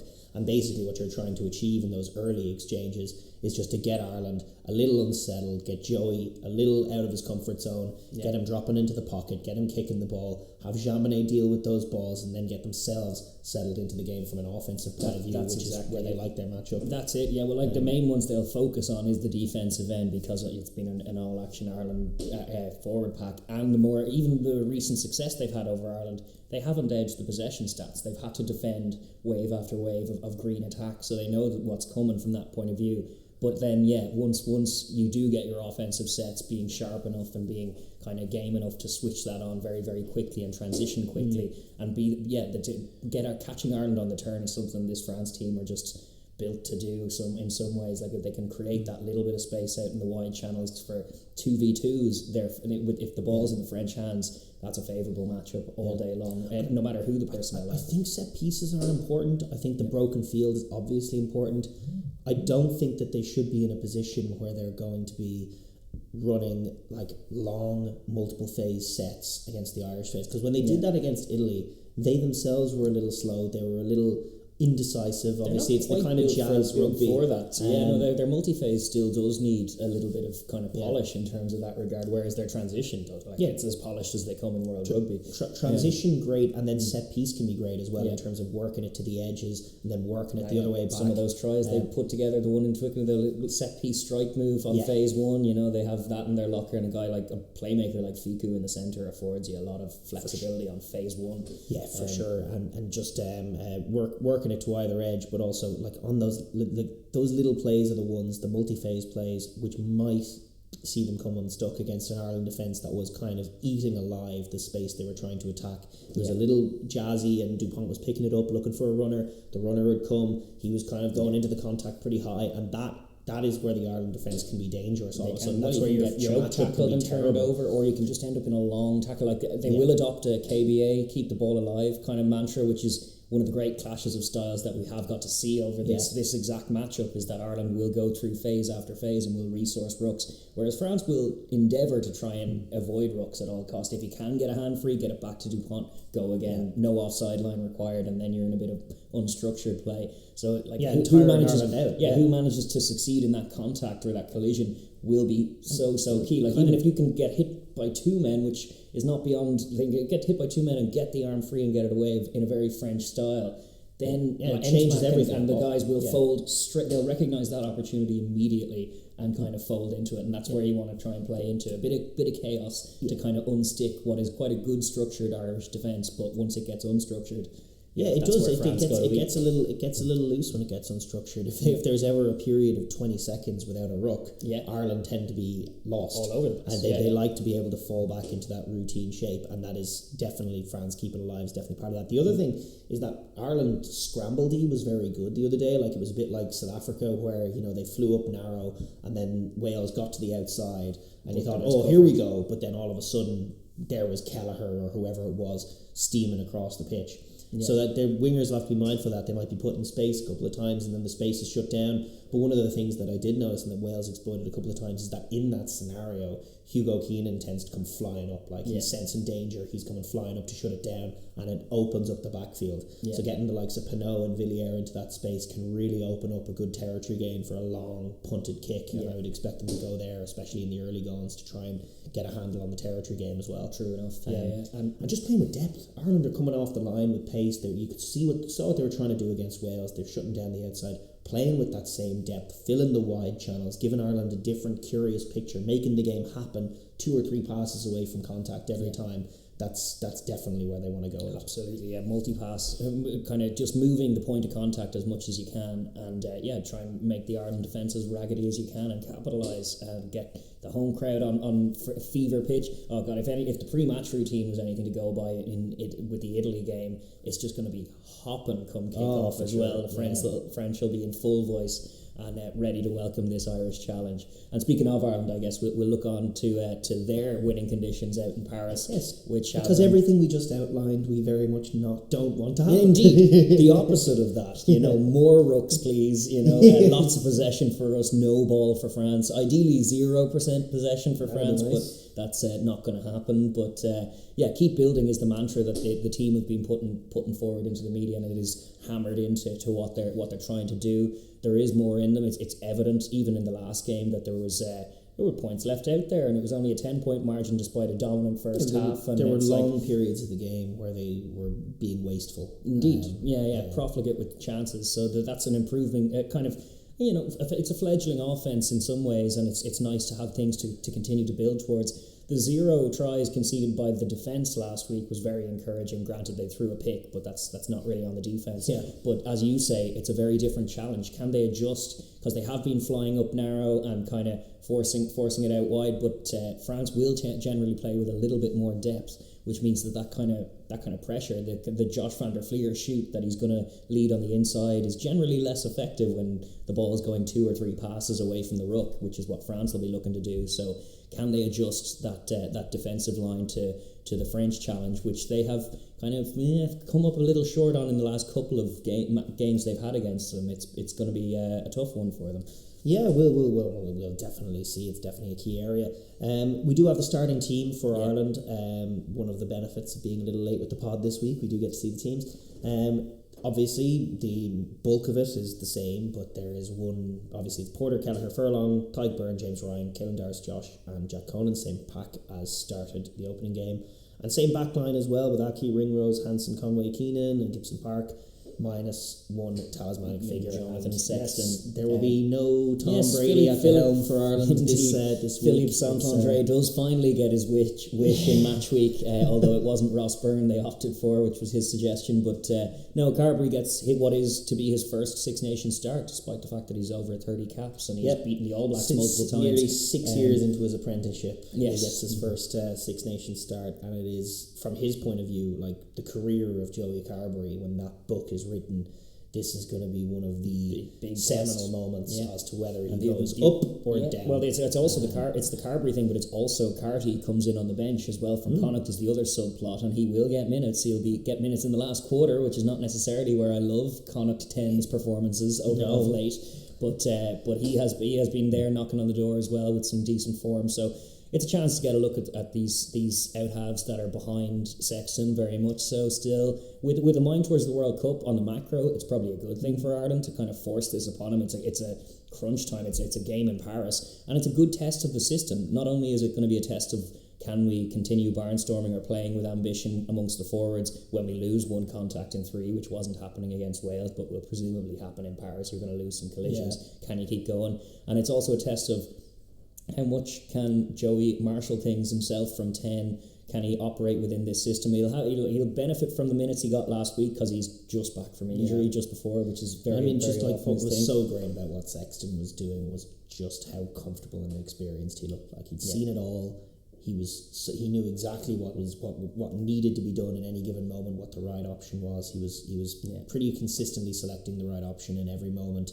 And even when he wasn't executing like 100%, he always knew the right play.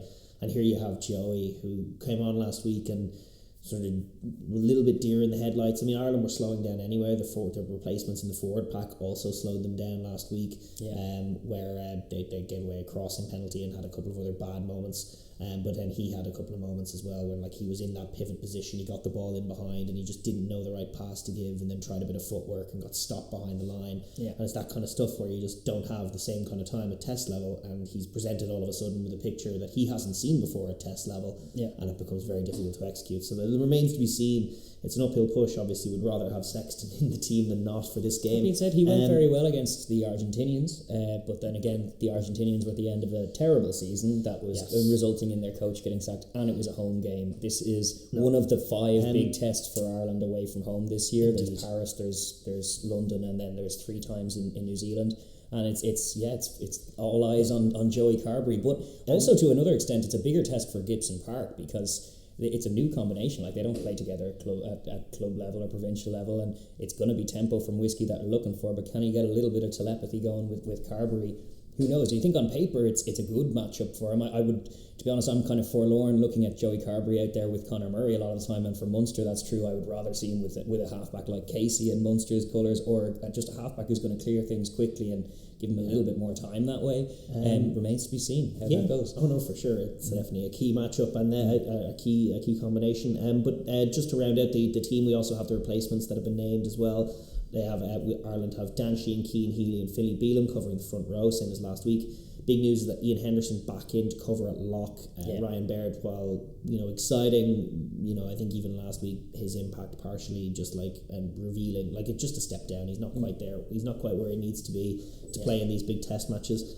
Peter O'Mahony, brilliant impact. Great to have Hendo with them now, and hopefully that will cancel out some of what they're doing as well. Then obviously he's mentioned Jack Carty with Conor Murray, and Robbie Henshaw comes in at 23, and that's probably a shrewd manoeuvre. It's kind of half a 6-2 split in of itself, because Henshaw can do all that grunty forward work. He'll come on and have a physical impact along with Henderson and O'Mahony. The talking point is 3 Lions, and you're looking at O'Mahony and Henderson and Henshaw to come off the bench. Should be good impact, and yet Ireland's track record with finishers not quite as good.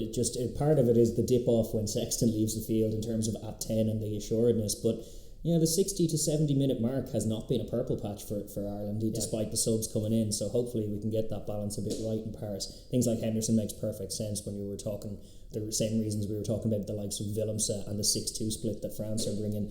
You just know that it's going to be big, hefty forwards that are meeting you in the contact. And the times that Ireland have lost and come unstuck, and even Leinster coming unstuck recently, has been to mighty, colossal packs like that. Yeah, so, indeed. And it's like in the absence of Sexton, it's the job of the forward pack. Like one of the things that I noticed like immediately and consistently throughout the Ireland-Wales game, and we mentioned it earlier on, was the speed with which the team was operating just as a whole. Yeah. Like it was remarkable, and it was on both sides, but they were springing from phase to phase. It was night and day from what we were looking at in that Autumn Nations Cup thing when everything was pedestrian and static. Yeah, indeed. But they were springing from place to place. On the offensive end, Sexton was barking orders at them, and this is kind of what helps as well. But Gibson Park was pushing a really, really hard tempo. They were working it from one end, clearing rucks wonderfully well. But then the ball comes back and Gibson Park has it, and he looks up, and there's the same shape. Your pot of three in position, running onto the ball, each of them an option. Sexton's going to swoop in behind.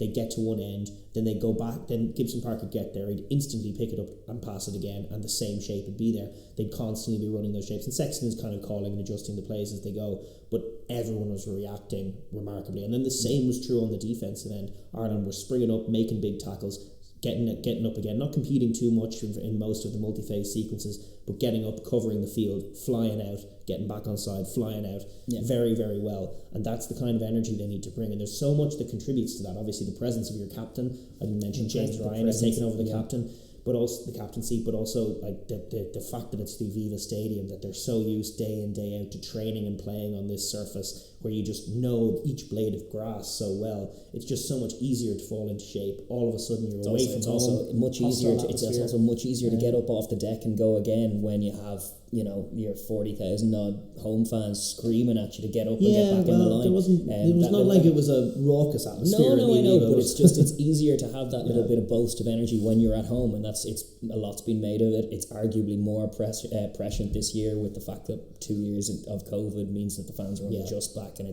we had 3 home wins last weekend, and I dare say the bookies are hedging towards that, obviously Italy game notwithstanding, but it's going to be tough for them to try and match that energy level, and it'll be interesting. They need to arrive to the pitch, because otherwise it can be a long day. They need to bail out Joey as well. Like Gibson Park is going to be great for bringing tempo, but they all need to be like cognizant and conscious of where they're going and what they're doing and trying to be effective. Because there are forwards in those pivot positions off 9, even off lineouts. There are sometimes forwards in the 12 channel. And Gibson Park is sometimes playing 10, but they need to be picking sharp lines, playing off one another really well, bringing speed and skill to what they're doing, so that when the ball gets to Joey, first of all, it's the right option to give it to him. He doesn't have a guy in his face, and he does have a bit of space to work with. And when not, they're bringing dynamism to the carry. They're dumping it off to the right guy in the most favourable guys matchup. Like Bundy, and then if Henshaw comes in, Daragh, like if you notice Ntamak in the line and there's a forward running down that channel, hit that forward. I don't care. Like that's going to go forward. Then you're going to get the ball. You're going to get rhythm. You're going to go again. And then all of a sudden, the great Edwards defence, some of the bad French habits will show when they're just a little slower to fold around the corner. That some of them jump offside sometimes, and they can look a little sloppy. It's all about getting that initial go forward. Absolutely. And that's where set piece becomes so important too. Very much so. Yeah. This all action front row that's been all the talk of the town.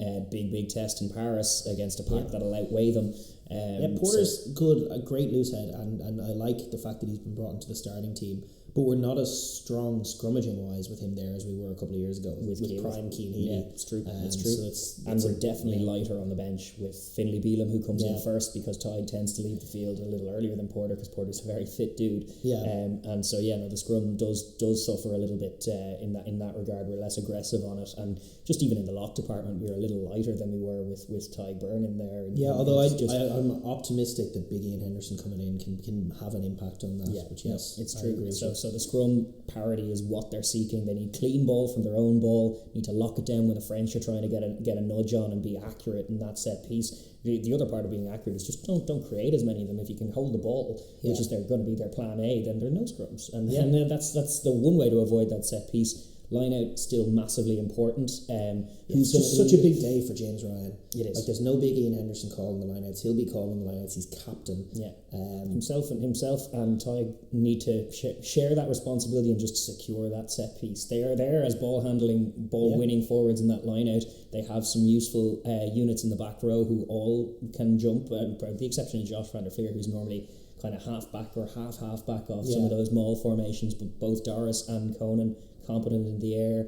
It'll be they need to get those combinations right and be sharp and accurate and vary it up. The offense won't happen if they don't have a line out. Indeed, so and they be aware of things like Wokey's threat in there. I'm sure they are. They're doing tape on that. He's a rangy guy who has a penchant for nicking line outs, and I know guys like Peter O'Mahony who will come off the bench have a similar MO on the game. Defensive line out is almost where he's at his most expert. So introducing guys like that in the second half, and then Ian Henderson should be able to kind of improve things like in that set piece. The maul be very important as well. Their maul formation has been pretty good, with the exception of that crossing call that they gave away. Once they do get their maul set, they are dynamic and they're pretty well structured. Can they get after this French side, who are bigger than them, but maybe a little less technical in their formation of the maul? It's possible. It's always tougher defending one than getting one going as well. So milking penalties, trying to create chances, trying to suck those forwards in and be deceptive. Deception and speed and accuracy have to be part of the Ireland plan, because for the last few years, we're not going to just run through France, and we know that. And the lessons learned of the last few years is that, we're a very physical side, but we're not the most physical side in the world, and we're going to come across bigger packs. And if the MO is run through brick walls over and over, you're not going to do it. Even South Africa can't sustain that. No. As them, they are the most physical side, but you need a bit of subtlety, unless or you need to play defense. You cannot just play offense by smashing these teams. The plan, their most success against French teams, and even looking at Leinster v Toulouse a few years ago in the RDS, has been hold the ball. Hold the ball as long as you can, because their breakdown work is not as accurate. They don't tend to go in for the poach game. They try to come off the line and smash it. Sometimes they smash through rucks if you don't resource them. Jay Launch did that a couple of times last week. They will eyeball you if you're weak on it, but their MO will be to try and defend proactively in the contact area, in the collision first, and then they'll soak up through phases. But if Ireland can be accurate enough and calm enough to retain the ball, be accurate on their clean out, no side entries like you're saying, no sloppy stuff like that,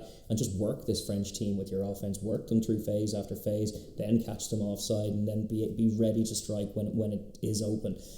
That is their MO for it.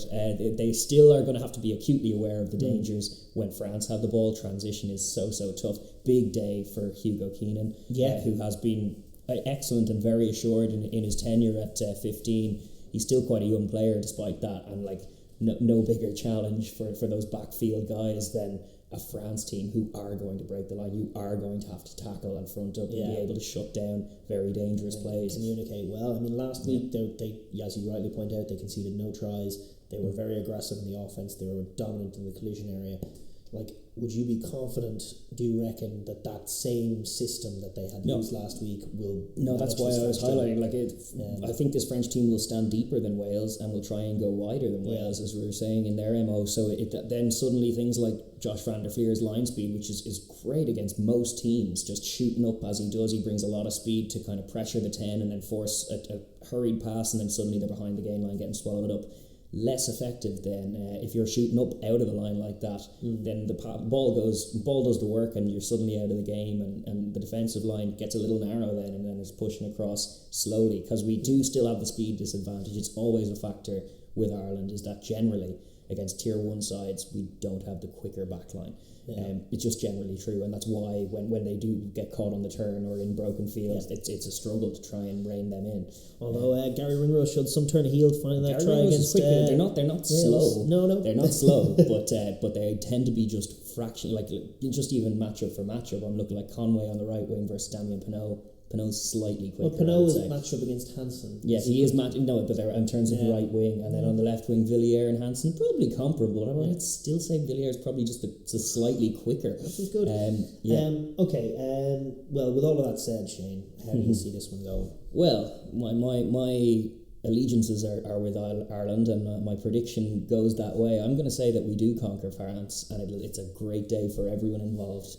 It's going to be a one-score game either way, which is just the precedent set over the last, few years of this game. I think it's going to be. And was the one 2020 was not a one-score game. That was a blowout. That was the last time. That was the one when we ended up having to go there with the notion of a bonus point win, despite the team not playing like getting a bonus point win at all, and then they got duly hosed in that one. But I think by and large, these teams just match up very, very well to create these kind of dramatic moments. Sean Edwards' defense versus this barnstorming offense. Ireland's scramble or shoot versus the French kind of razzle-dazzle off-the-cuff rugby. I think it's going to create some fabulous rugby, and I think Ireland might edge it. I'm going to say that Jack Carty kicks a winning kick. Well, there's a picture. There's a picture. My goodness. 2-point win for Ireland. Yeah, I mean, I think you're right. I think there's going to be success for both teams in this game in different points. I think Ireland need to start well. I think they need to start quick. Yeah. I think if you see early that they're unsettled and that Carberry's kicking a lot, and then all of a sudden the game could turn a different way. But I do think that if they can set up enough set pieces, their kicking game's strong enough that they can give themselves enough chances to get in. They will find some scores. France will give up some penalties, and whether it's threes or the odd try, they will find scores. And I think the French speed and the French flair at home will also find points on the other end. Ireland's speed disadvantage has told on the outside and may yet do again against a very good French team.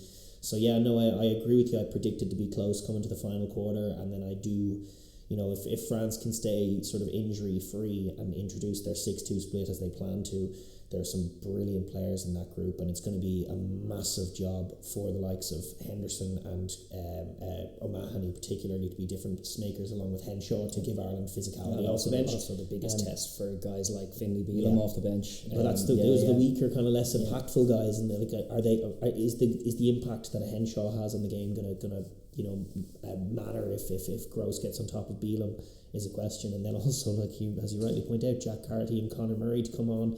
It's a questionable partnership for so many reasons. Yeah. Could it amount to a winning kick? I suppose it could, but I think more likely is that in that little period, as has been happening, Ireland come a little unstuck, look a little sloppy, and France kick on and get the win there with their very strong bench. And so I would predict a 1-score win for France, but hopefully a losing bonus point for Ireland that keeps them well in it. Because I'm not giving France anything in Murrayfield just yet. They still have to go do that. That's true. But they still anyway, Cardiff as well, don't they? Yeah. We won't get ahead of ourselves, but that is my call. It's just France. It's probably head over heart a little bit, and geez, I probably give Ireland a harder time. We're on a 9-game win streak. If we win this, it's 10, and if we win this, I'm not allowed to ever go against Ireland in a prediction. I just never go against Ireland, so I just buy out. But I'm going to say Ireland get it done. Who do you got in this one? It is going to be a cracking game. Where are you going to be watching it from? Who do you got? Let us know down in the comments below. But with that said, I suppose we will move on for there is one other game this weekend. Oh, this is the game. This is the game of the weekend. If you watch one game only this weekend, don't make it this one. Italy hosting England. That's right. Stadio Olimpico in Rome, 3 o'clock kickoff on Sunday afternoon. That's 3 o'clock UK time. That's right. 4 o'clock local time. Damon Murphy, the referee from Oz, Andrew Brace and Pierre Brousset on the sidelines, and Brian McNeice in the TMO box. This one from an England point of view is falling at a nice time. It's definitely helpful for them to come off a defeat. You can get 5 points up. You're in the competition. Is it like a 3-point away loss in week 1 of the Six Nations is not doom and gloom, and the chance to go out against Italy means that you go into the gap week at least with points on the board and you're still in it. This week has been one of Telegraph writers coming up with sack Eddie Jones. And then no, hang on, you settle down here and you come into the next. You get your win, and then all of a sudden it's a week off, everything settles down, and then all of a sudden you're coming into the game against Wales next week with 6 points on the board and a chance to put yourself in real contention going into the last 2 weeks. You've skipped ahead to the prediction section already. What's going on? Maybe Italy I'm just saying from an England point of view, this is a good chance to go giddy up and get back on the horse. And from an Italian point of view, they're playing at home. They are. First home crowd. I think it'll be a chance to look at how the Stadio Olimpico looks in this season. Just in terms of the history of this contest, the first match between them happened in the World Cup in 1991. In a total they've met in 28 matches, and all 28 have been won by England. The first meeting was on the 8th of October, obviously 1991 in the World Cup. England won that one 36-6, just for context. That was the first time they ever met. 30-point win, close to par. A 30-point win, is that the spread? I don't know. Closest results between the two sides came in 2008 and 2012. Where England won both of those games by only a 4-point margin. So that's the benchmark for Italy. That's as close as they've got to beating England. 2008 and 2012, Italy were obviously a much better team. In both of those years, for the record, England blew Ireland away. Yes, it's true. Ireland by more than Italy in both of those years. They were combative in that kind of area. The most recent match, however, which we look at recent form, was a 41-18 victory for England in Twickenham last year. They haven't been as close as they had been in years gone by. by, and we know this, there have been better Italy sides than this. This is quite a young Italy side.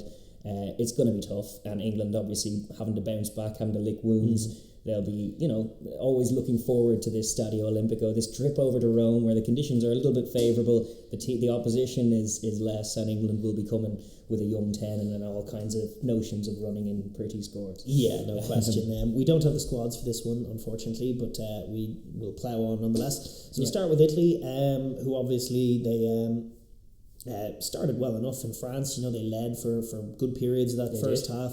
They were physical, they were defending with width and with speed off the line, which was good to see, making tackles, defending on the front foot, putting pressure on the French, especially in wet conditions, yielded some results for them. The other areas that were impressive, like at set piece, they didn't give anything. Lucchesi, the hooker, he looks a fine player. He looked very good, didn't he? Yeah, that's right. And they can be physical and abrasive seemingly in that contact area. They're starting to take the shape a little more of an international Benetton. Yes, that's true. Their back row very impressive always. Yeah. Is their MO. They will even that number 8 Halafihi was excellent. Very, very good. No, they're all very physical and they have depth in that area, which is where it's quite unusual. They look tier 1 in back row, and I would say they would kind of demolish some of the tier 2 sides in that particular area, but there are other areas where they need to up their game. Varney in particular is a player I'm very excited about. I gave him a lot of props last year. I thought he played really well for them. Helped Garbisi a lot, but you're right in saying their offense was a little stuttery in the deluge in Paris. Was terrible last week. And part of it was the confidence shot by your halfback just as you take the lead in France, and France are not playing well, throwing 7 points away in your own thing. You can't afford that. England will gobble that up all day long if you're as loose as all that. So up to performance. It looked disorganised. Obviously, Franco Smith has gone up to a director of rugby job, and he was looking after the offence primarily. I mean, he's been moved on because they didn't like the defence. So in comes Kieran Crowley, who's been having this Benetton team playing this other way, and all of a sudden, all of the good nuggets that were there on the offensive end seemed on the evidence of week 1 to drift away. No, they were in Paris, they were in the rain, which contributes. They did grab a nice try. It was a chaos try. Yes, still nicely taken. Oh yeah, listen, I'm not against it, but I chalk it off like it was a dropped ball by Chamonix and good pick up and go by Rutsa, and then that left France fractured because it was a line break. And Garbisi, we know, has the quality to make line breaks count. He's an offensive player. Look for the cross kick, which was there and it was well finished. But they need more of that. They need so much more of that. Well, they need rhythm on their multi-phase. Well, they need an idea to get guys like Montijoani in space on the ball, and we didn't see enough of that. Obviously, it was raining. Prognosis is a little bit better for the weather on Sunday in Rome, hopefully. So you get a chance to run the ball a little bit more. But I just didn't like the pullback passes that led to nowhere. That was it. They had a couple of sequences where they did a pullback pass, first of all off a pod that were no threat to the line, to somebody who then did another, or Garbisi or whoever it was, who did another pullback pass to a guy who was just running behind everybody and then stopped him and it was really sloppy. They didn't look like they knew what they were doing for large periods in the multi-phase, and then Edwards' defence was coming at them and they just got absolutely nothing going. I mean, yes, they scored a try off the kick, off the box kick, which is great, but on the multi-phase and off the set piece attacks and basically every attack they tried to launch didn't work at all. No. So I think they have to that was definitely a point of concern. And England were playing a bit of a blitz, so they need to be a bit more patient. They need to play off 9, but the first thing that has to happen is that pod of forwards, you talk about the back rowers, be a threat. Sprint at the line, sit the English down a little bit, and then you can get a rhythm going where you're playing off Garbisi a little bit. They were a little impatient last week trying to move the ball too much. Be aggressive off 9, punch some holes, win some inside contacts, especially against an England pack that didn't look too up to the task last week. No, indeed, and it's they're an England pack. They're a little lighter than some of the other England packs they faced of years as well. Obviously, there's still a Toju factors that you have to worry about, but it's always been a thing with me that they need to go proactively after it early. So guys in their back row off 9 as aggressively on the line as you can when you have early opportunities, because the next time you're here trying to run an offensive set, you might have conceded 14 or 21 points in the interim, and your back rows, your barnstorming back rows, may have had to make 10 tackles each on big Englishmen, and then they're less of a threat to the line. So early doors, be proactive off 9 and try and be a bit more direct on the offensive thing. Stop going wide willy-nilly, because it hasn't worked. They were trying a bit of that even under the Franco Smith one, where they were doing those pullbacks, and you could see how they were standing deep and trying to get to the edges, and they had back rowers out there, but their skill set was letting them down, and it was like they were getting gobbled up by tier 1 defences. Yeah, put your strongest ball carriers on the inside, sit the English defence down, and then trust Garbisi and his outside men to find Montijoani and co when they're in a bit of space. I would like notions of I would like things that get Montijoani off his wing on the inside pocket. I'd want him much more busy. He wasn't involved at all last week, and he's their strike runner, danger man. And to go to the macro point, they should just be attacking. Really, it was the worst 3-pointer in the universe again that they kicked. They kicked a 3 to ostensibly take the lead in Paris, but no, because that is just seen as a white flag from the French point of view, and it would be the exact same from the England point of view. As soon as they kick a 3, it's like, oh, you think you're in a game with us? Well, we'll just score 6 unrequited tries to your 3-pointer, and that's the game. Indeed, shoot for 20 points, not 10 points. And they managed 10 points every game last season. Yes, getting up the standard on that for sure. Shout out to Menoncello on the right wing as well, the 19-year-old kid with the toe tap finish. He could be lethal as well. Yeah, this is it. They have good wingers outside, but that doesn't mean get lateral, get deep. Just get them off the bench. You've seen with tier 1 sides, you see the effectiveness of even Corabetti for the Wallabies. He kind of is the benchmark for it, but the Irish wingers are getting off their wing and getting involved. French wingers, Pinot is very often in the line getting involved. When you have a guy like Ioane and you have that young kid on the other wing, get them as involved as you can. Be direct. Try and run at this English side and try and score some tries. Yeah, absolutely. And then earn the space to the one who is on his wing and get the ball there as quickly and easily as possible, as Garbisi is wont to do. That is the model for Italy, is hustle as hard as they can, try and get some stuff going on offense, keep it up on defense. Their defense was pretty good last week. It was, try and match that. Just control the game a little more so that you aren't defending quite as much. Quite as often, and forcing some of your key men to have to commit to so many tackles and so many collisions on the negative side of the pill, and then before you know it, you can't score anymore. But that is a realistic thing. Like, you have to be realistic in your aspirations and know that in the last quarter you're going to be gassed and you're probably going to concede a few, so just go after it from the first whistle. Try and take the game, and it's their first home game of the championship. Try and be aggressive from minute 1, go after England, try and catch them on the hop and make the first quarter an Italian quarter as best they can. And they had that a little bit in Paris last week. At home they should be looking for more of that.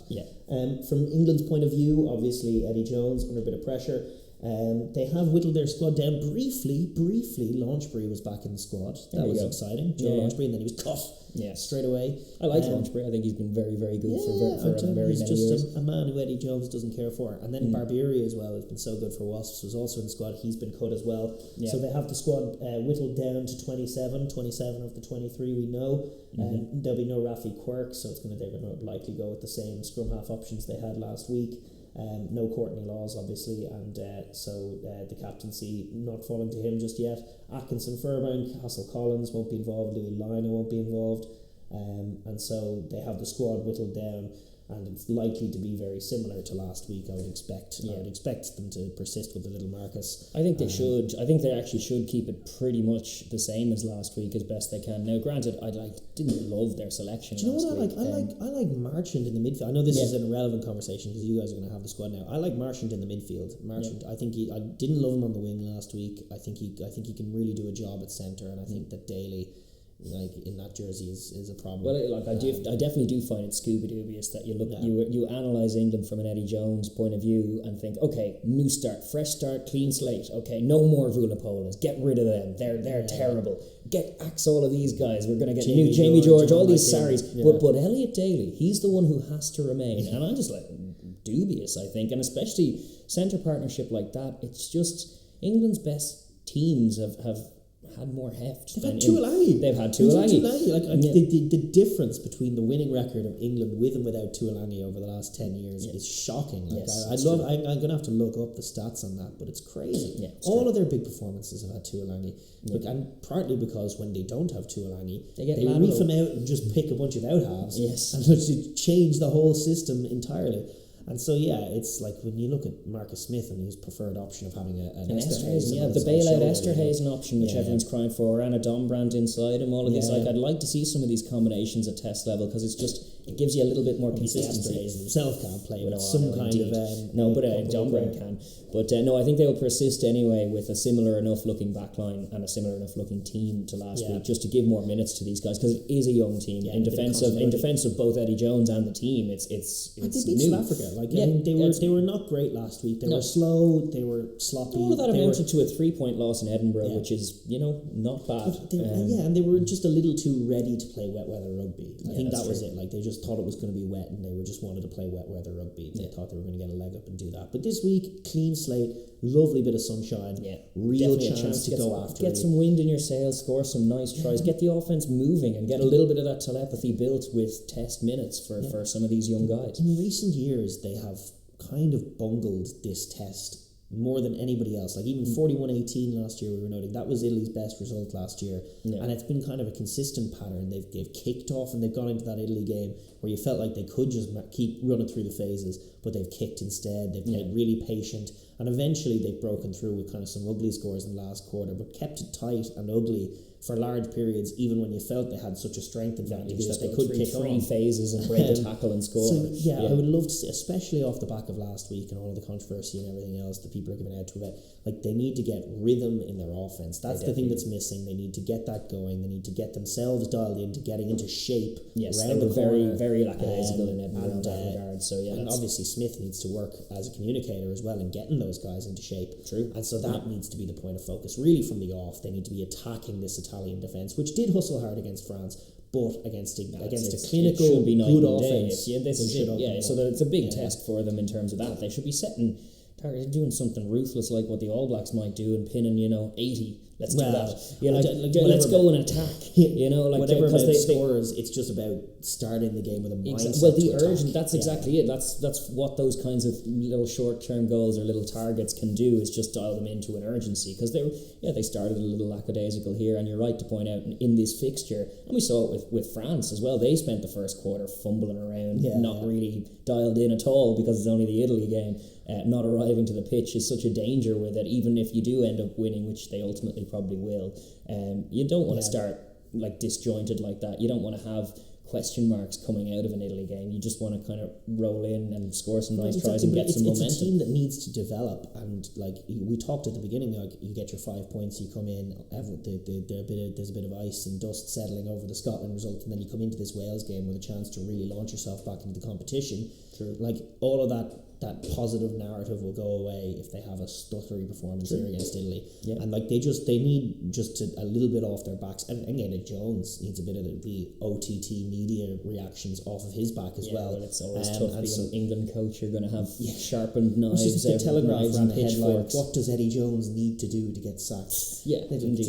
That's the soup they swim in over there. It's just their sports coverage is ruthless. Indeed. But they definitely need to go after this game, target it, show everybody as well that they can be a rhythmic, good attacking team. Because they definitely can. Because look at what Quins have done, look at what Sarries have done over the last few years. The quality, Henry Slade, by the way, his form is awesome. On both sides of the ball, he was shooting out of the line, leading that defensive line from 12 with great speed. His passing game is flawless. He's often slotting into first receiver to get Marcus wider. That left-footed kicking option that they do like to have in the midfield. He's in great form, and I think Joe Marchant is a really quality footballer as well. I'd love to see him get Noel back in. He came on last week on 82 minutes. Not exactly using the finishers there, Eddie. Not particularly. But I'd love to see him more involved and just really work those matchups, but also I'd love to see it done with shape. Shape.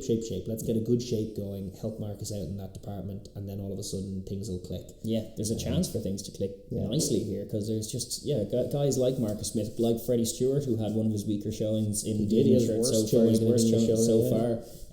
Chance for all of these guys to bounce back and just get a little bit more confidence going. I would like to see more minutes for whoever it is, probably Randall covering the bench scrummy as well, because obviously a bit like Ireland and their Sexton chat, Ben Youngs has been there forever and he's been a great servant, but they do have other decent They've halfbacks. loads of scrum halves. It's like Eddie Jones has come to the conclusion that it can be only Ben Youngs can do it, and it's like they've got loads of class scrum halves. Rafi Quirk can do it no problem, as he did against South Africa.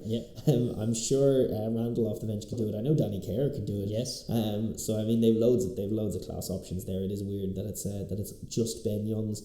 But yeah, they're going to have to, like, I'd look for Marcus Smith even was bringing some line speed with Slade to his side just to get after Grabisi, slow down the Italian offence, and once you take that away, then they're going to be kicking to you a lot, and then you're going to get a lot of balls. There's a lot of diminishing returns. Like they won't face an Italy that's quite as geared up as the one that France faced in that first quarter. Well, maybe with the home field advantage. They'll make it maybe just about, but then Ireland in the next week will face a slightly diminished. There's a lot of diminishing returns with a team like this when momentum carries. We're talking about momentum for the top teams looking to win it, but also it just carries in if you're at the bottom of the rung, and it's tougher to get up for games one after the other when you're losing them. So England, speaking of momentum, will be just looking to get some good minutes in into this young team, some bit more shape, bit more rhythm, run in some nice tries, and be able to go into the gap week with a bit of optimism. Yeah, and with all that said, how do you see this one going? I think England will get some good minutes into their young guys and run in some nice tries. I think England will win it comfortably. I have question marks as to whether Italy will even manage a score against them. I suspect they will. I think this Italy side might grab a score against them, but I think England will manage to, unlike France, will manage to break the 40-point mark, I reckon. I think they'll probably be between 40 and 50 points. That's just the same game over and over again. It is the same game over and over again. Yeah, I mean, is there a case to be made for anything else? I don't know if there is. Yeah, I think probably something similar. Yeah. I hope to be proven wrong, but so do I. I hope that the big question mark is whether England's offence stutters and Italy's defence gets after them, and then all of a sudden it's a low-scoring game for longer. But I think even in that scenario, you are seeing England pull away in the last 20, and maybe it's 30 points to 10. Exactly. That's the only thing that does is make it 30 rather than 40, and that's what happened in Paris last week. And it's just like, we know that. You probably know it watching. I just hope for this fixture that the Italians know it and just go gung-ho. Let's kick the corner every time and try and score tries. We need 4 of them, 4 moments to go our way, and we get that one precious point. I don't think it's going to come this week, but I hope. Who knows? You score 4 tries, you could win the game. That's it. I don't think that's going to happen. I think 5-0 England. But anyway, let us know what you think. If you think any difference, let us know in the comments down below. But with that, we are going to wrap up our Six Nations coverage for this week for round 2, looking ahead to those juicy games. It was a brilliant round 1. Looking forward to seeing it go again, and we will be back, of course, to review all of those games next week, looking into the gap week. But we do have other matters now to address. Absolutely. Yes, and we turn our attention now to the Tier 2 standings in Europe with Rugby Europe this year. It's been a great opening weekend as well for that competition, but obviously, as we were highlighting last week, the stakes are oh so high because this year doubling as the second half of the Rugby World Cup qualifying process for all of these teams. So yeah, the stakes are really, really high. Like there's just a lot of teams vying for contention for a spot at the biggest show in the rugby calendar is the Rugby World Cup, and the difference it makes to all of these sides is so massive in terms of getting in versus not getting in. The amount of effort can't be faulted, but we were treated to some great rugby and some results that probably wouldn't have come but for that backdrop of it being so do or die for a lot of these clubs, that you can just see them wearing their heart on their sleeve and going that extra mile when it's crunch time. These countries, but yes, absolutely. I totally. It was another dramatic weekend. We had one of the games that we will talk about in a moment between Portugal and Georgia. That was fabulous. Absolutely. But the weekend opened with a game between Romania and Russia. That's with huge money on it coming into this weekend, obviously. Russia probably were in a position where it was sort of do or die. I mean, and that was it. But they didn't. They died a little. They did. They lost it 34-25, not for want of trying. Coming back from a 24-7 deficit. To be honest, they actually played really, really well compared to what they finished last season doing. It was really encouraging. Guy Sam was very, very good from 10. Their forwards were game. Dick Muir comes in, the Safa Sharks coach, and he's like, "Well, one thing I know how to do." Get us mauling. Yes, and they did. Whiz, how good was their maul? Yeah, indeed. It was very, very effective for them. Got them back into the game But I thought Romania showed a good maturity for quite a young side to deal with that purple patch just the far side of half time, deal with the card, being down a man, and come back and manage to take 2 second half scores themselves that really iced the game, as well as playing a really fabulous first half. Boulder from 10, who hasn't been their go-to guy, he was phenomenal. It was a tale of 2 10s in the first half, because actually whatever way both sides were defending, they were just kind of leaving a little bit of a gap for both 10s, who both had good footwork and were game to go through. I think each of them had a couple of line breaks in the first half, including Gaisan going nearly the distance himself. And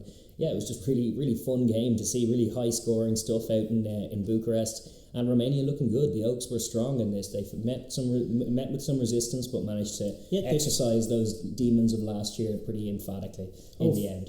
For sure. And the first half was excellent. It started with a couple of maul tries, which were nice to see, getting on the board that way. But then to find that sparkling try that they took just before the half from McAvey.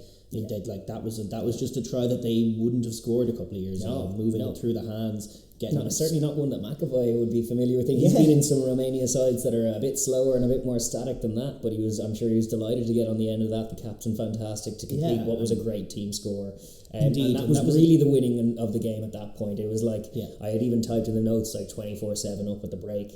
Good game, ? And it was like, not quite, because the third quarter from Russia was really admirable, and there are some really admirable qualities about this Russian side. I like the jackal defence is always good. And listen, like Romania, they were mature, they got the job done. They also gave up penalties. They gave up a lot of penalties under pressure, which allowed Russia to chink away at their lead, ultimately allowed them to kick the corners as well and rumble with that class rumbling maul and get back into the game. So from a Romania point of view, there are concerns just about being put under pressure, doing silly things like going for balls that aren't on, and also being jackaled by a good hustling Russian defence. Left them, for periods of that game really, really sinking.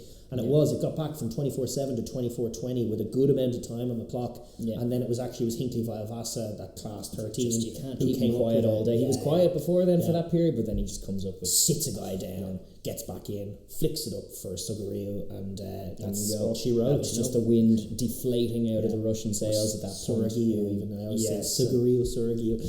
backup scrummy.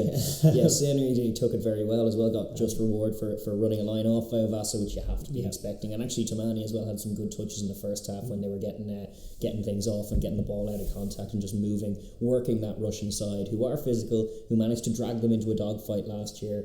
Not so at home this year. 34 points up from the home side. Very, very good. That's going to be too much for Russia on most days. And they did well to see at home in the last quarter after a ropey third quarter. There's another version of the game where Russia managed 25 points away and they managed to win it. And it involves Romania being a little bit less clinical and a little bit more of those kind of little foibles that you were picking, where just those penalties compounding, and a few of them were a little naive going in for steals when they didn't need to, as well as the maul defence, which is a concern, obviously. It seems to be a concern just right across tier 2. It does, doesn't it? It's one of the big, most marked points of difference between tier 1 and tier 2. Not the offensive maul. Lots of tier 2 sides have really good attacking, driving mauls, but defending the maul, which is such a very tricky skill. It's a technical, it really is a technical job. Like, obviously it's a physical job in terms of directing traffic, but it's a technical job that one of the locks has to do often, or one of your rangy players, to get your hands through onto the ball carrier without swimming. And they're functionally, you guys like Cameron Wilkie, who are great at it, Adam Beard is great at it. You don't see a lot of those guys at tier 2 level, and unfortunately it is a point of difference. So both of these sides getting a good rumbling maul going and neither able to stop each other. It's definitely an interesting picture that's lending itself to some high-scoring games in this instance, which is no bad thing. True enough. In the next game, we had not so evenly contested a game between Spain and the Netherlands. 43-0 it was in the end, and for me, an indication, there's obviously a gap between the top 5 and the Netherlands, but actually it's an indication as to just how far ahead those top 5 have been moving in the last couple of years. I mean, their speed of play is just different. Like a couple of years ago, Netherlands would have been in this competition, and yes, they would have been stuffed by Georgia and possibly Romania, but they would have had some narrow results in the other games. Even last year, they grabbed a couple of tries in all their games. They were shut out comprehensively here. Now the level has gone up, and obviously the Netherlands haven't come with it. And they were just floundering. And Spain, even it's just the speed of play they play with when they play well. They're organised up front and physical, and then when they do click, It's quick and direct and sharp, and Rue and Ordas are just leading it at a much quicker tempo. They both had a lovely game, the pair of them actually. Ordas was marshalling things really well. I thought he took his tap and go really well for setting up a try, and then a few minutes later got his just reward for unselfish play and managed to go in the corner himself. I think Rue is a lovely footballer as well. I think he's a really exciting player. Clears the ball very well. They play at a good speed when they get their tempo going. Now granted, more resistance will be met along their travels, but they tee themselves up very, very nicely. The only, I suppose, I'm not going to go in on it because there's only one report. We'll mention it after. But like it was a solid win for Spain. Very leaned on the forward pack. Like in the first half, it was slow and stuttery, and there were knock-ons, but they leaned on a very competent now forward pack that are physical, scrummage well, maul well, and that left the Netherlands. The poor old Netherlands. I mean, for one of the tries, like it was just a case where like they couldn't live with the tempo. They literally didn't have the gas tank to live with the tempo. And so after a line break, one of the tries, there was like comical slowness to fold, and literally a guy scored under a tired Dutch player's legs. Yeah, he was just getting back into position, and the guy just jumps in under him and saying, like they were really, by the time the second half came, they were just gone. That's what the virtue of what Spain try and do when you play with that tempo again, and you can expose a side for their gas tank, then scores can rack up very, very quickly in that kind of capacity. So Spain, very impressive, job done, but it was never going to be any other way. 43 points, a good score. It actually sees them leapfrog Portugal for the time being in terms of that race for second as well, but it's a good start ahead of the big games for Spain. And now we're going to move on and we're going to take a look at what was, like, there was a good game between Scotland and England and Twickenham, yes, but the game of the weekend was without a shadow of a doubt Georgia against Portugal, 25 all. Awesome. Now, this is the highest standard for me of tier, well, not tier 2, but maybe certainly Rugby Europe game I've ever seen, I think. And like, listen, there were technical problems for Georgia at the line out. The line out wasn't clean. There were some issues in other parts of the field. But what separated this game from so many others was the sheer tempo. The speed with which things were happening, the speed with which good skills were being executed from both sides. Just things like catch pass, but line running, the sophistication of the offense. There were a few good kick passes too. It's on another level. It's really exciting. These two teams, like there were moments in this game when I was like, geez, these two teams, they could really mix it with the tier 1 teams. And I know like you're kind of on a similar level to Italy, but like in moments they certainly can live with the tier 1 teams. And certainly it's not what, like, there was a talk after it, there were a few going like, surely this buries the Georgia into the Six Nations conversation. It's like, or it raises the eyebrow of going, will Italy beat Portugal if they played tomorrow? I don't know. I mean, we could just, I like, just to live with this game, I just want to take you through it as well. Like it opened, obviously, it started, and straight away you knew you were in a good game. It was great work by Portugal to open the game. They stole a couple of 3-pointers. They exploited some ill-discipline from the Georgians, and they kicked a good 3. And they also, one of the key points of difference in this game was that their defence and their forward defence was very good. And there was a telling moment even at the beginning of the game when it was 3-0 to Portugal, and Georgia found Jalagonia in that Saganadze position on the edge, just 1-on-1, 8 on wing, and got stuffed in a tackle to Jalagonia and stuffed into touch. And so they had to set in an advantage. They had to settle for 3 points. But it was just a telling moment that the Portuguese were here to play, here to defend, could play in the game at speed. And that was just the start of the game. They hit back the first Georgian try was just lovely, classic work from Georgia. A couple of phases, they whipped it out wide. And then Sharakadze, who had a rough first half but had some good moments, showed his quality in terms of just got the ball in, step 1 guy, step 2 guy, fractured the Portuguese defence, won his contact, presented the ball quickly, and then that's when you see Aprasidze at his very best, looking class, and he just picks and goes. Sits, the defence is fractured, he picks the right moment to give the ball to Tabit Sadze, who perps Marta and runs in. Yes, indeed. It took it well. That was a good little notch on his belt in that winger v winger clash, but it wasn't the end of that tussle either, because Marta had some great moments. His aerial prowess was on display all throughout, but he also took his try expertly as he had been last season. Indeed, and but it kept going. Like this game, like that was the opening was 10-6 Georgia. Then brilliant try. Like, it had been already a fascinating game, and then Portugal strike back with just this lovely try. That the fullback Pinto picks a perfect line straight off first phase in the scrum, and you see just it's just the difference. First of all, yes, speed and skill, but also a bit of shape, and it completely catches off Taplaza, who was filling in for 13 this week with the absence of Kvesaladze. Like Josh Adams, he's often played on the wing, and he was eyeballing the trailing runner, expecting the ball out the back, and you could see, didn't even see him coming. And then Pinto hits that line, takes it flash off. It's really quick, soft hands, and he just sees it way too late, and then he's gone. And that's the lethal nature of this Portugal team, and it was one of many moments in this game where you're like, geez, this Portugal team are something else. It's true, and I've just been thinking that from 12 months now, just living everything they're doing.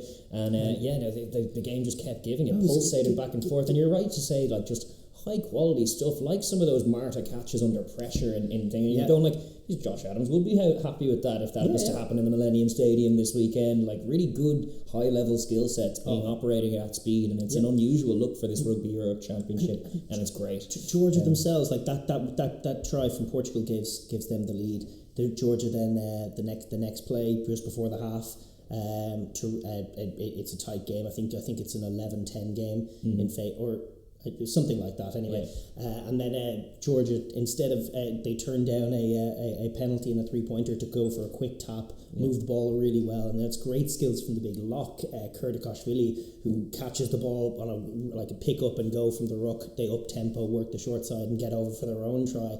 And it's just this, like, already by half time, it's already this brilliant sort of ding dong battle. And then the Georgians take an 18-10 lead to start the second half. And then that's that play that you talk about, Marta with the cross kick from Portela. Just on the money and absolutely dominated. He got bumped off by his opposite man for the first one, but he managed to absolutely win that one outright and go over in the corner, and it was just great score. But he also had some good defensive reads in the area. He's very impressed. He's been impressive for a while, Marta, and they were missing Storty on the other wing, obviously, who's to come back in. But just great display from him, and for a lovely kick from Portela as well. And then even towards the end of the game, they finished really, really well then, the last quarter. Because obviously you were saying that 18-10, they started the second half. No, Georgia got themselves to 18-11 it was. And then they scored the try to make it 18-all. And then what followed that was the play of the game, the play of the week, which was like, it was brilliance from Georgia to start with. Their power game in the red zone, go, physicality, smash through the line, and then Gio Orgadze does like a really bad white line fever moment when they had like all the momentum. They were under the sticks. It was a certain try. Aprasidze was looking for the ball, and he goes and picks it up and charges over the line himself, completely absent of any support, and gets held up. And it's a chance gone for Georgia to take the lead, and then the response from Portugal. They kick the ball off, and the next thing that happens is a mistake actually from the other back rower from Georgia, the number 7, probably displaying a little bit Mama Tavrashvili. Jesus, some name. Mamam Tavrashvili is the name of the guy, and he was also a little loose, and it was an indication of what they were missing with no Saganadze, no Gorgadze. And he drops the ball, and then Portugal, they're forced to kick, and Portugal get the ball, and it's go time. Marta recovers the box kick, they blitz it down the short side, feed the fullback Pinto, and they probably should have a try then and there if he squares it. He runs a little weaving run and does a switch with the scrum half again, and then they end up having to set up a ruck, and then they flash it from the left hand after the line break, from the left hand field to the right. Georgia come up to shut it down, and then Appleton throws this dime of a pass off the left hand that like Finn Russell would be proud of. Just an absolute fizzer to the other winger, Pinto, and from there Georgia do really well to scramble across and shut that down. Appleton gets it going in the lead.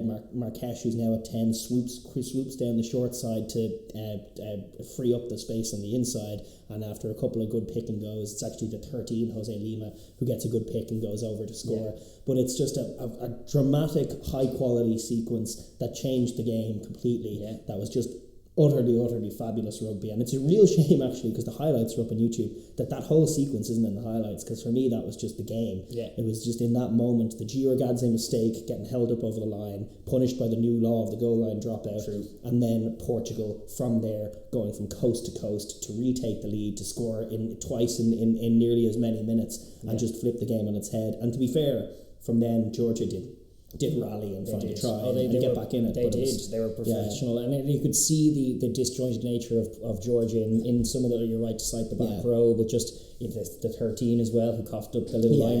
You could see how they were a little disjointed and they weren't at full strength. But you could also see how like just the momentum and the growth from this Portugal team is real, and the belief is there now. Like that was a mighty performance. It's resulted in their best ever result out in Tbilisi in a draw, and dead right as well. And like even things like Marques slotting in so seamlessly to 10 when Portela took a knock and managed to guide them as well. They finished this game much stronger than they were finishing games last year. So it's very, very impressive from Portugal's end. The finish was dynamic as hell. Yeah, could have gone either way. But first of all, I'd say like Georgia, like yes, they had the disconnectedness. They played a pretty good game. They did. They kept it flowing. They broke out. They kept the ball moving. Tato Absindadza was pinging those balls into the corner. Their kicking game is much improved with him and Aparsidza in there. Yeah, and Aparsidza, by the way, he couldn't be taken off. They had Lobsindadza on their bench, but he was so good that they just could not use him, and he was brilliant throughout the game, carrying the team in moments. It's true. Jalagonia found that very technical finish where he looked a little Jack Cohen-esque with the place down, and then they played. Jalagonia was big for them actually. He's one who does look like he belongs, and he has been there before in that role, and he had a great defensive play at one point when Portugal cut the line, and he just managed to scrag the man down, and it's like that's what you'll need to do against this dangerous dynamic side. You need your back rowers picking up the scraps, and he was good for that. It was 14 minutes, like it was nearly the complete game. I was waiting on one of the sides to win it because it was 25 all then, and you were playing with house money, and they played out then 14 minutes of dramatic end to end, both sides with chances. And ultimately neither of them took it. Georgia came really close. Brilliant searing break, flashing it then from the left wing, breaking up the right wing, then flashing it across to the left wing, and then effectively flashing it back to the right wing, and it's only a last-ditch tackle, a brilliant tackle from Marta, which then results in a turnover that saves Portugal. It's just a quality play on both sides. It was a high-quality contest. And sure, to the victor would have gone the spoils, but it was honours even at the end. Despite the fact that I know Marques at 9 and then at 10, they managed to win a penalty on the defensive end, and they were on their own goal line, Portugal. And he wanted to go. He wanted to kick down the line and go again. He was asking his coaches what to do, and they probably took a pragmatic approach to take what they had banked, which was 2 points out of Tbilisi, which is more than they would have bargained for. They looked good. During that sequence, there were a couple of tries, like the Marta one, obviously, where he just plucks the ball out of the air, and you saw like Josh Adams, like that is as high quality a play as you'll see. And then that whole sequence where they're breaking down the short side, flashing it across, error-free, brilliant, skilled rugby. And listen, it's mostly on the offensive side. They hustled hard on the defensive side, but on the offensive side, you're like, this team can do it. It's a bit like watching Japan. Like it is, circa 2013, a couple of years before their big break against South Africa. Watching Portugal is a bit like that. This team are coming. They are. This team are coming. Really and they were better in the tight. I was worried about their props, but their props are getting better at scrummaging. They were better this time than they were in the matchup last year. They struggled against Narishvili off the bench. And actually he was having a monstrous showing off the bench, and that is where we were citing is the difference. It's a George and scrum. It's a very different test out in Tbilisi, but they're getting better. Portugal, they really are improving, and that is 2 points against the field out in Tbilisi, and it's going to sting Georgia, definitely. This is a little jolt of energy into the Georgian kind of machine, because after week 1 they're not sitting top of the table this year, which is bizarre. It hasn't happened for quite a wee while. But I suppose with that we'll say that what that does to the World Cup, which is a bit more important really, is just the World Cup standings. It isn't the actual 2022 table, but this is where they all stand in terms of that race that we were highlighting. Georgia's still on top with 26 points. Then you have Romania in second with 18, then Spain with 17, then Portugal 16. That's as tight as it's bunched. But Portugal with Netherlands games ahead of them, Russian games ahead of them, which they handled so well last year. Georgia behind them, which puts them in a great position, no question. Definitely. Listen, just before we're going to run through this week's fixtures as well. Obviously, we're just going to. There's a quick addendum to add on Spain. Yes. There's a report from a Russian website. Which is claiming, and it's likely to be investigated, that the Spanish prop Gavin Vandenberg was not eligible to play against the Netherlands and featured. So if that's true, I know. Well, basically, here's the story. So, according to the site, anyway, he basically has the right to change citizenship after he completes his residency of 3 years. Yes. Now, he has been playing club rugby in Spain since 2018, so on the face of it, that satisfies the point. The problem is, in May of 2019, he played his last match in the Spanish Championship and then headed back to South Africa, and then he didn't return back until September in 2019. And so, actually, it turns in 2019, it seems like he spent a maximum of 8 months in Spain. And then in 2020, he was in Spain even less because of the COVID lockdown. Sure. He spent it in South Africa. Yeah. So basically, and in May of 2020, there was reports that he was looking to move to another club outside of Spain as well. And so, according to this Russian side, if you strictly follow the letter of the law, a law with which I must say I'm not familiar and it's not clear. Yes. I was trying to look it up, but it was not clear. According to this website, this breaks the rules. Like, you have to be there for 3 years. You can't be there for 4 months of 3 years. Yes. So, listen, if it will be investigated. I no doubt that the Russian team themselves will demand it be investigated, as they did 4 years ago, and they'll have to unpick it. But what a risk Spain have taken playing this guy. God, yeah, against the Netherlands. Against the Netherlands that they won 43-0 with barely a scrum in it, or I don't know what they were doing. It's exactly the story from 4 years ago. It's ghosts of 4 years ago, isn't it? When we'll hope that they haven't made the same mistake again, and that the ruling isn't as rigid as to count how many months you've been in the country. Although, listen, it kind of feels like it should be. If you spend eight months of the year in 1 year in South Africa, and then more than that the next year, but then do COVID, I don't know. It feels like a big risk from Spain. Definitely a huge risk, and such an unnecessary one given the context of the Netherlands game. And so there they are in third in that race for second and third, which are both Europe 2 and a repechage place, which are up for grabs.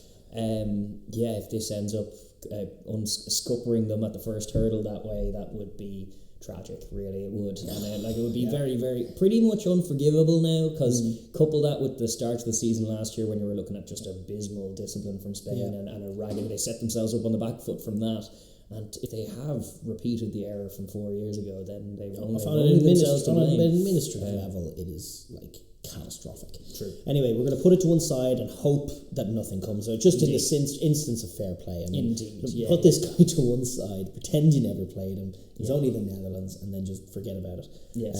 But anyway, the Russians won't forget about it. No, they won't. They'll be thinking, if this is one down, now who's in Portugal? Where's the Vandenberg in Portugal? Exactly. Exactly. You got to keep your P's and Q's in order, otherwise these Russians will get you. But we're gonna move on. We're gonna look ahead to this week's games, hoping that nothing to do with Spain happens. And we're going to start with that all-contentious matchup between Russia and Spain. So this is this Saturday, tomorrow, February 12th. It's going to be a 1 p.m. local time, kickoff time in Sochi. And obviously the home field advantage for the Russians, who are now in total do or die. Yeah, well, if it wasn't do or die last week, it very, very is now. Well, listen, they run the table they'll be in. That's true. But they're getting close to having to do that. You're talking about winning this game, winning against Portugal, maybe winning against Georgia. They need to get to work here, Russia. They definitely do. And it starts here. 100% at home and in front of their home crowd. And there's reasons for them to be optimistic. They played a good game against the Oaks on day one, and Sam was a great, he's captain fantastic from 10, and he was so game. You could see that he wants to go to the World Cup. He was there 4 years ago. You can see how much they want it. The finale of Lynn Jones's tenure in that game against Spain that they got hosed last week was a real low point for them, and this is a chance to do right by that. They need to do right by that. They need to try and kind of exercise those demons. Obviously, it wasn't that long ago. It was December last year, and they were getting absolutely comprehensively put to the sword by this Spanish team. So they will be hoping for improved performance. They already look like they achieved it. last week in Bucharest, they were night and day different from that team that took the field against Spain towards the end of last year. But they know that they just nothing short of their best will do here. They need to arrest some momentum. They need to get some points on the board and get back into this race for the World Cup. Yeah, and the other thing is at games, rugby matches can be won by forward packs. They can. And Spain, even last week against the Netherlands, they have a very lovely backline, and when it clicks, it's great. But sometimes it stutters, and they lean on their forward pack. The Spanish do. They like a good scrum going forward. It's really helped them getting that pack that can match up to the Eastern European sides. But what the Russians need to do is get after them. 100%. Get after them at maul time, get after them on the defensive breakdown, put your hands in things, slow it up, and kind of basically tilt them. Be physical, be like, their maul looks brilliant, and I think the more time Dick Muir, I think particularly gets with this forward pack, I think the more efficient they're going to be. True. I think it's a breath of fresh air to have a kind of a SAFA coach who lives and breathes forward play come in from Lynn Jones as the Welsh coach in there. It just changes things up. I think they've responded to it. I think you can see that on the evidence of the first week, and this would be a huge little benchmark, because it's not a bad game to have for them after the Romanian defeat to play Spain, because listen, it's a benchmark game, they got to win it, but if they do, the steps will go up and up, and this is winnable for them if they get after Spain up 100%. Front. And one of their best traits, and it was still evident in that Romania game, and it's been evident for the last few years, is their calm and their discipline. For a tier 2 side, it's unusual, and they back their physicality, but they don't rush things. Probably they need to be a bit more hurried in terms of just speed, but they don't tend to get in their own way as often as some of these other teams, particularly Spain last year, can do. So if you can kind of apply the squeeze with that maul that has been so effective and was so last year, if you can, or last week even, if you can hold the pill, if you can let Gaisan start pulling the strings and putting forwards into the hole or just onto the front foot ball, then maybe you can get this Spanish side to just derail for a moment and give away a yellow card, and then you're in. Just be the calmer, more clinical side. The model they managed against Romania last year when they did manage to get the win, because they were physical, they were there for the game, they made it a scrap, and they didn't blink. It was a game of chicken in terms of the referee, and they were not the ones to blink, and they were happy to chip over what was given to them, be it from 40, 50 metres and they'll be happy if they're on the touchline and it's a tough kick to go to the corner and use their maul, and they mix that up really well. But as you rightly point out, they're clinical. On the flip side, they're clinical, but they can just be still a little slow to accrue points. They're just slow in general, and actually one of the changes, we don't have the teams to hand for this one, unfortunately, but I really hope, I like Artemiev, but his showing on the wing last week was a point of difference between the two sides, very much so, because Romania had Dumitru and stuff doing great stuff, and Artemiev's well into his 30s. He was more of a 10 than a winger anyway at times for them, and it's just, he looked beyond pedestrian out there, and it's they desperately need speed. I would be in favour of any 18-year-old who can run 100 metres in around 11 seconds, get him on the wing, for God's sake, get some speed out there, but they definitely need to move away from being they're solid in the pack is fine, but just it's so slow out and about that they're never going to accrue the points that they're going to need, because in this race now for the World Cup, with their backs to the wall, you're thinking bonus point tries, you're thinking scoring around at least 28 points per game in that regard, and you're going to try and rack up scores here. It's going to be tough. You're certainly thinking of I think you're thinking yes, you do want points of difference in attack, but I think their offense with the maul and the penalties and Gaisan moving them about can function, but I think what has to happen is they have to stymie and slow and attack the Spanish. Ultimately tilt the Spanish. Exactly. If you don't give them go forward on the inside and make things a little more difficult for Ordaz and Rue, then you have a chance. You do have a chance of stopping them, of winning that defensive battle. When you give up the go forward ball, when you're a little slow off the mark defensively and you don't manage to disrupt their ball, you saw what happened last December. They got opened up. They have a horrendous speed disadvantage player for player every time they take the field. That'll be true against Holland as well. That's it's that crisis point for them. They need to find some speed, man. They desperately do, because Gaisan is playing a lovely game of footy out there, and he was the other week, but he was reminding me a little bit of some of Aj McGinty's showing for the US, where he's kind of one-man heroing, and sometimes it's just there's nothing outside him a lot of the time, and you're going come on, there needs to be something more incisive there, because Spain will, despite how much you think the Bears can manage to tilt them, I still think Spain will find scores out in Sochi. We know, so out in that very stadium, Portugal ran up a massive score last year, which is part of the problem there, but Spain are of a similar mould. They're going to try and run them around,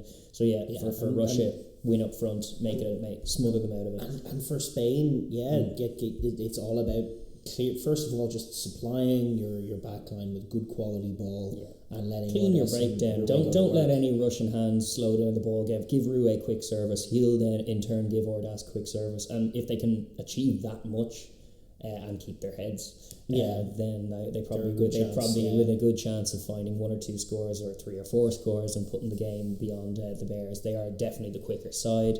They should lean into it. They're going to try and run things around. And the other thing is their forward pack has been very encouraging. Very competent. They've had good battles even with the Romanians and the Georgians. and they're getting better in that area, and they dismantled the Dutch pack last week. It was just all physical, all class, winning scrums and such.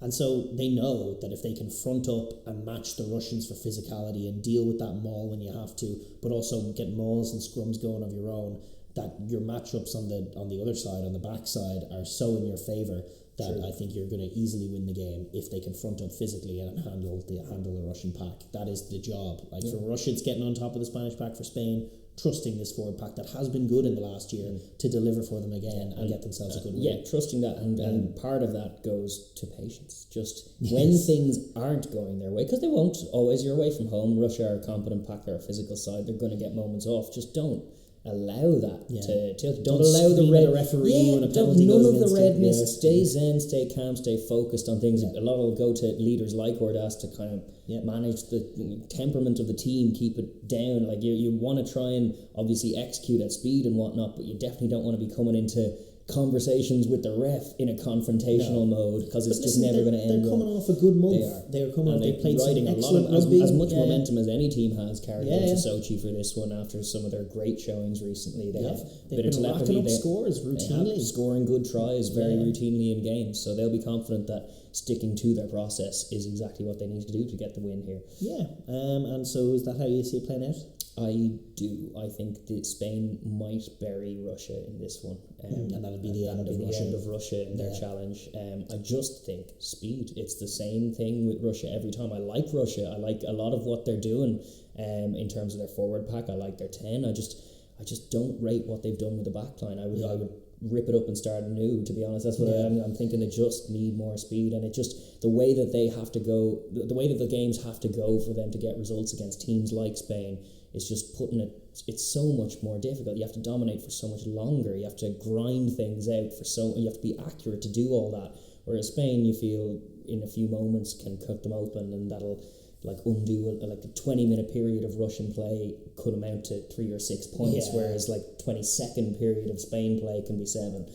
So I think on that front, I think Spain will just be the more clinical side, the ones more able to grab scores. Yeah, we'll see. I think we'll find out a bit about Spain here going away from home. I think it'll be a good interesting challenge for them. But I agree. I think their form is good enough. I think in Rue and Ordas they have wonderful X factor players, and actually just the skill of the whole backline is excellent. They stick offloads a lot of the time. Different universe to what Russia are operating at. I think 1v1 matchups, if it is Artemiev out there, it's just they're gonna get it done. So I would back Spain to just outmatch Russia. But I would say that Russia will get some scores off, and I'd say a bit like that Romania game, it won't be closer than you think. It'd be tight enough, but I think Spain to run it away. Well, hopefully another high scorer. Well, hopefully we see the do or die nature of it from Russia, and they come to the pitch for to try and kind of knock this Spanish team off their kind of momentum high and try and take a lead into periods of the game and make it a scrap. But I still will back Los Leones for this one. Who do you got? Let us know down below who you're favouring, where are you from, who you hunting for. It's gonna be a very dramatic few weeks in Rugby Europe, and it is do or die for these teams now. So let us know how you're feeling. If you're in those sweaty countries on the pulse, right on the edge of World Cup qualification, the stakes just couldn't be higher. We're going to move on now to a one-sided affair, likely a bit of a mismatch, but it's the Netherlands hosting Georgia at the National Rugby Centre in Amsterdam, also on Saturday, kicking off 1:15 local time in the afternoon. That's 12:15 in at our local time in the UK and Ireland. The Dutch are coming off a 43-0 defeat. I think the Georgians, there is a bit of pressure that's come on Levin Meisels, really. I've seen a lot of hostile reactions from Georgian fans to last week's draw, despite the fact that for me last week's draw was much more about Portugal than it was about Georgia, and that actually Georgia have improved. And if 2019 Georgia rocked up to play against Portugal, they would be hosed. This Georgian team is much better and is in a better place to compete than the Dutch than they used to be. And actually, they're moving the ball a lot better and they're playing some quality rugby. So they should be confident. They're getting some good minutes into some of their fringe guys in the absence of. We were going through it last week. Guys like Niniashvili out, guys like Veseladze out, guys like Jirgadze out, and big names and big fulcrums in their offense and defensive shapes. And so they played that game without that and still played a very good game, a very competent game. So there's green shoots all over from a Georgian point of view. And, this is just a chance to get back on the horse. It's a bit like what we were talking about with England facing Italy after a disappointing result. It's a chance to dust themselves off and run in some tries. And it's a very conducive surface out in the National Rugby Centre in Amsterdam. It's a very, very slick surface. There's massive in goals, so the kick in behind is always there.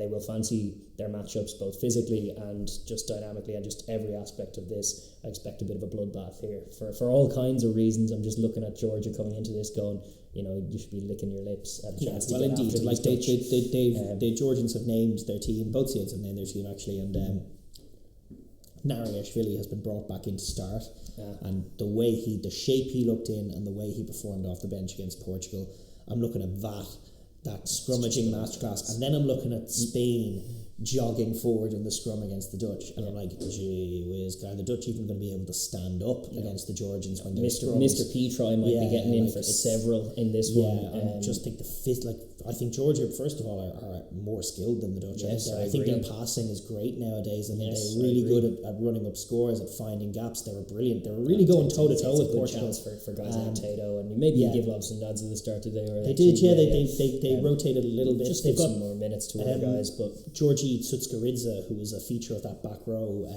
kind of coming in off the bench a lot of the time. He's back in at 7, so that helps them a little bit. Girogadze is given another chance for a bit of redemption. Yes. And so they're getting some of their back row men back into it, and they do have quality all over. As you say, Lobson Dads are coming in, but still Appersid's on the bench. And that's just cruel. Injecting him so late in the game against tired Dutch bodies, that's going to amount to tries. Still no Niniashvili, unfortunately. But hopefully by round 3 we see some of these guys back in. That's it. There's a gap week next, so this is just a reset button for Georgia, a chance to pump up the points difference, a chance to get some wind back in their sails. And like you're correctly pointing out, Portugal are good, man. You don't need to you don't want to be inaccurate in your assessment. It's not just a rubbish showing from us is the only reason that was 25-all. Portugal played a really good game. They're still at a similar level, comparable to the Six Nations teams that they were a few years back. Although the Six Nations teams have taken another step forward. I don't think there's any need to panic for Georgia. If anything, the fact that they were as far ahead as the rest of Rugby Europe as they were was actually not a great thing. No. Because it didn't give them the competitive games they needed before playing those games. True. Portugal are just taking the step up right now. I want to see Portugal play Wales in the autumn. I don't think it's as one-sided as people think it is, just reading Portugal-Wales. Wales will probably win, but we'll see. Why don't we see Portugal, Italy? Well, indeed, and all of these sides against Italy, it's competitive. So no, I'm confident about Georgia. I think they're in a good place. I don't think they need to lose the heads. I think they need to play tidy, effective, forward-based, contact-winning rugby. Trust the scrum, trust them all. Trust pretty much every aspect of your game and your system to go after the Dutch. And try a few things. If you have some moves in your locker, there's no sense keeping them. Try and run some good pretty patterns on first phase, and then trust your physicality to see you over and just kind of bully the Dutch. I mean, what of the Netherlands? Any chances? I would like to see them kind of just trust. It's a Kiwi coach, obviously, as we were saying, and they can run some pretty patterns. Go after Georgia. Same MO as what I talked to Italy about. Kick the corner from the opening bell. Don't be kicking frees. Their best players are still their outside backs. Geordie Hopp and Tay Campbell, the Kiwi at fullback. They have some silky skills out there, and definitely those are the guys who like to play ball. Finding them as often as possible. Definitely just whipping it wide off first phase and seeing if there's anything out there. If there's anything out there. I think that's as good an approach as any, because before too long they'll all have soaked a lot of tackles, and just judging by the way they finished against the Spaniards, they'll be a raggedy bunch, probably at minute 60 if not earlier, against this Georgian just behemoth. And after X amount of scrums and X amount of line out mauls and whatnot, you want to see them, if they're going to grab scores, you want to see it early. And go to the attacking kick is one that they went to before. They know their home pitch. They have long end zones, little chips over the top.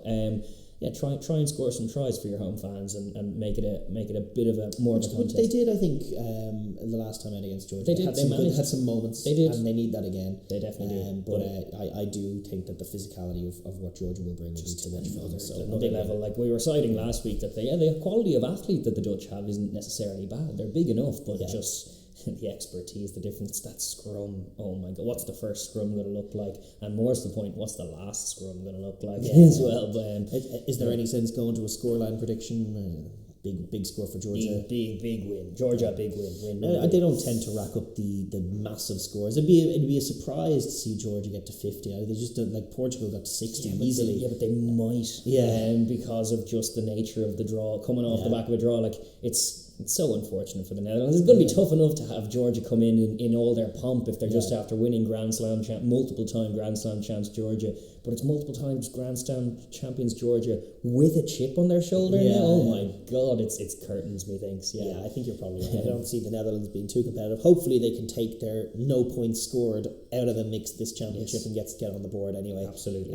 But listen, with that we're going to move on because we have a almighty clash with seismic implications, permutations and implications. This is a biggie. This is a huge one. This is the biggie. The winner of this is the front runner for automatic qualification alongside Georgia to the World Cup. Romania hosting Portugal at that Arco de Triomphe Stadium. 3:30 kickoff UK time, 5:30 local time on Saturday evening. It's the Super Saturday of Rugby Europe, and this is going to be like. Listen, I'm not mad about it clashing with the Ireland game, but I am mad about Rugby Europe's watch back feature. Yes, so I'll just do that. And this is going to be a huge game between two serious teams. Yeah, very much so. Both of them have been growing at a rate of knots. Both of them have kind of changed a lot about their team in the last 12 months and carried some momentum on with it. And last time they met was contentious. Portugal had the win at home, but then, as we were saying, had that adrenaline dump with around 10-15 minutes left. They all came in off the bench and started jumping up and down when they got the 2-score lead, and then Romania physicalised them in the last 15. Came out and bullied them in the last 15. So that'll be fresh in the memories of Portugal as well as the memories of the Oaks. The Oaks will be trying to mine from that and try and carry through the tighter aspects of this contest. But some of the matchups out there, you have Appleton playing silky stuff for Portugal, but then you have Vaiovasa and Tomani out in the Romanian things. That's a matchup we haven't seen yet because they weren't really involved by that stage in Rugby Europe last year. Lots of interesting matchups all over the park. And it's just, for all the marbles, this could be decisive. As you say, front runner to take Europe 2 goes to the winner of this game. And home advantages with the Oaks, which could be telling. Portugal coming in after their best ever showing into Tbilisi will have no fears. Why should they? They're awesome. From Romania's point of view, obviously it starts with dominance and the contact. They have a good offensive rolling maul. They are physical. That's where you want. And they're marrying some physicality with some speed, which is a good thing. And in Tomani and Vaiovasa, that's a fascinating matchup against the Portuguese centres, Appleton and Lima, who are silky skills, great line picking, and these guys are like South Sea Island, classy skills, speed, and then barreling power. Yes. And that's what you want to see, really. You want to see Vaiovasa and Tomani on the front foot off first phase, charging through their contemporaries in the Portuguese jerseys, linking off one another and exploding up the middle of the field. And then once they get that line fractured, working with a bit of speed and physicality to get their very quick and dangerous wingers on Dumitru on the ball in a bit of space. So. But that's it. It's got explosive power up the midfield, then moving it to the wings, trusting your forward pack to give you a good platform and really attacking this Portuguese defence, because Romania should feel confident about their offence. They're starting to move the ball really well. They've good power, they've good speed, they've good shape. They have a great attacking maul as well, which will also be a part of it. Not one but two decent tens by the looks of it, because Lai was on the bench last week and Boulder did very, very well, and they can rotate that as well. So really, really good units across the park for Romania. The main ones they will look to is initially, the forward exchanges that decide. The first quarter will be so interesting in the collision zone, in the scrum area, in the line-out maul area. Can they defend? Portugal have a decent attacking maul as well. They're no mugs in that area, but they are the smaller pack man for man in this matchup. So getting on top of them there, get the home crowd involved that way by being physical and bullying in that regard. And then you're right in saying these new razzle-dazzle backs, the midfield combinations, the danger out wide, you want to try and be clinical. And they were very good at taking scores against Russia last week, particularly in the first half. They'll need to be as clinical because you know that Portugal are going to score against you. Can't be surprised when Portugal cut you open every now and then, but you need to be able to refute it. Big decisive job to do on defence, and that job is to like hold Portugal to three tries. It's like maybe their defence with a good shift can do that. Because Portugal's attack is on another level right now. It's insane. And so that like you are looking at a high scoring 20 or 30 each kind of game. So they need to be aware of that and be hungry to take tries, because Portugal do leave you some tries. They're like, and Romania have a good enough maul and a good enough attack now. Just where they can go both sides. They should be able to trust their halfbacks to go where the space is as well. Like Captain McAvoy and the other back rowers will normally, like, one MO for this Romania team is just massive work rate from their back row by and large, because a lot of times their locks are a little bit lumbering in the loose. I think their back row covers a lot of their slack a lot of the time, and with the physical advantages they have, you want to make telling, dominant collisions. When you do get a hold of a running little Portuguese man, you want to make that ruck as slow as you can. You want to make the tackle slow first and then the ruck as slow as you can, and just make sure control the tempo. Like, that would tough be, like, to know, obviously, because Portugal tend, like, even against Georgia by the end, like, this was a game that was played at a Portugal tempo. Yeah, indeed. And like Georgia were matching it, but Romania, like, I'm not sure if they really want to live in that world. I don't know if they do. I don't think it's their best style. Like, one of the great things about this this Romania side is that they seem balanced enough to be flexible. More so than they were before, when they were a little bit slower and they were having to chip points over and stuff. The balance they have now means that they can follow games where they go. But you're right in saying control the tempo. Like, ideally, no, they don't want to be playing a Portugal tempo. They want to try and make it a little bit slower. But that does start with matching Portugal's energy. When Portugal have the ball, they just come from everywhere. Like, the little things like the space they were leaving Gaisan last week, you can't leave Portela that space. He'll attack the line, he'll find a runner, and then once your line is fractured, that's all she wrote. Normally convert from there. No, absolutely. The defence is what they will be geeing up in the Romanian dressing room. It's like, you need to. First things first, we need to be game for this challenge. We know that Portugal are going to come running at us from all angles, so, soft shoulders no good. You need to come out in a line and be just mean in the contact to try and discourage some of that. But then, from that, trust your offense, trust your playmakers to guide you around the pitch, and then you're going to have to grab scores yourself, because, like, against Portugal, the winning score, like 30 points may not be a winning score, and you know that, but you got to have that in your mind. You want to know that you want to rack up scores here in this contest. Yeah, no question. And from Portugal's point of view, obviously buoyed by just a brilliant performance last week. Best ever showing in Tbilisi, which is just ad nauseum about, but it's just so fun to talk about because it's so fun to watch. I mean, listen, they don't want to start slowly. They want to kick on. It's a big 2 week set for them. They got 2 points out of Tbilisi last week. They don't count for naught if they come out with a loss here. They don't. In fact, as much as their points against the field, they're still behind Romania here. So just two points against the field. And had they been ahead of Romania, then it might have counted for something. But now it is, as it is, this is pretty much a crunch time for, are you fighting for the repechage place, or are you holding off for the Europe 2 place? To the victor go those spoils. So Portugal will be coming in here knowing that, and looking to build on last week's showing and try and get a famous away win. Speed and skill, man. I mean, this team attacks with such an energy. And there was this time last year, I might have said, this is a Marrakesh run team. Marrakesh, you can trust tempo. He's still a huge player for them.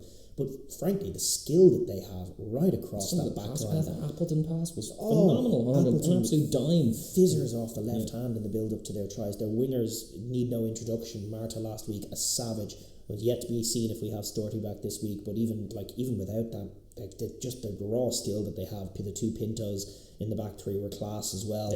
They're great at taking tries. They're great at picking lines. They've lovely set piece moves. Portela and Marrakesh do have great vision. They link with their wingers so well and open up spaces. And it's just like they trust their skill set, so they can play at a freaky speed, like full sprint and stick passes and come from all kinds of angles and just unpick these defences. I haven't seen them effectively stopped yet. Even Georgia last week, they did not effectively stop them. They conceded 3. And they Japan, the tier 1 side they faced last year, didn't effectively stop them. Not at all. Not at all is right, and they should be really confident going into this game that they haven't been stopped yet. We're going to play our game. We're going to turn this into a shootout, and you're not going to be able to live with us because our skills are on another level in this competition. They definitely should be back in their skill set. That's where they need to go. That's their biggest point of difference. few caveats. Obviously, last year's performance will be pinned in their minds, just the last 10 minutes, and it's been a work on for them to finish games stronger in general. But the manner of that defeat to Romania before, but then the manner of the last ditch tackle from Marta last week against Georgia, with Georgia knocking on the door, is exactly what you stack up. It's like, we have improved. You have that confidence, but you're right in saying you're going there to play your game. You're not going within your shell. You're not going to try and out muscle the Romanians. No, you're going to attack with vigour and vim and just go after the Oak side from the very beginning and try and grab your scores and not be discouraged if there's a drop or anything like that. Just go again. And that is, they have been great at that next play mentality. That's one of their great little things. It's just like, even if a mistake comes, it's forgiven, it's forgotten. You can't really play the game that they want to play if you're too punitive on mistakes or dwell on mistakes for any length of time. They fell 18-10 down against Georgia last week. They were in a very uncomfortable situation, and the response to, like, that's because 18-10 against Georgia, or 18-11 as it was, is like a classic score that Georgians, they start to put the squeeze on you. They tend to win it like 23-10 or 25-10 or whatever it would be, something close to that. And Portugal rallying with just raw attack from everywhere. That's just like that. Like, means you're never out of the game. If they can keep that pressure up off every scrum, off every line out, off every multi-phase attack that they get, like, the Romanians will stop them for some. They'll have some forward passes or some errors here and there, but in several moments, a good few moments, they're going to open the Romanians up, and they're so good at taking tries that they should be confident of sticking to their game plan and finding the scores that are just too hot to handle. Yeah, I would agree with that. So with all that said, who you got in this juicy fixture? Well, has Andy Robinson been scheming up to try and stop this Portugal team, because they're a freight train at the moment, the way they're playing. They look fabulous. But Romania have, like, the game against Argentina, they're physical. They are more physical than the Georgians. Physicality than the Portuguese. And they like, it's a like brains v brawn or speed v power. It's a curious one. I'm not sure, but I think I'm done doubting Portugal. I think that's where I'm going anyway. I'm predicting really, Portugal really good. Get through Romania. They look like time. Japan. They look that good. Prove me wrong, but like, they look awesome. They do. You know, that's where we're leaning. We're big Portugal fans. I'm a big fan of this Andy Robinson Romania too. These are the two sides that ultimately, I think, deserve to go to the World Cup. Correct. On this year's showing, and on last year's showing, and on the last few years' showings, these are the two who have shown us most. Like, as you say, that performance Romania put in against the Pumas to begin the season, a Tier 1 side came to town and they were brilliant in that game and very nearly nicked it. Like the game Portugal put together against Japan, another Tier 1 side coming to town, brilliant. That is significantly more than we've seen from, like, Spain are the ones who are pretending they're coming along now, and their second half of last season was better, but they still haven't done anything like that. And what these two have done, and the way they started last season is kind of what set them back as well with some of the discipline issues. So on balance, I hope these two end up at the World Cup. But it's like, this week I think Portugal.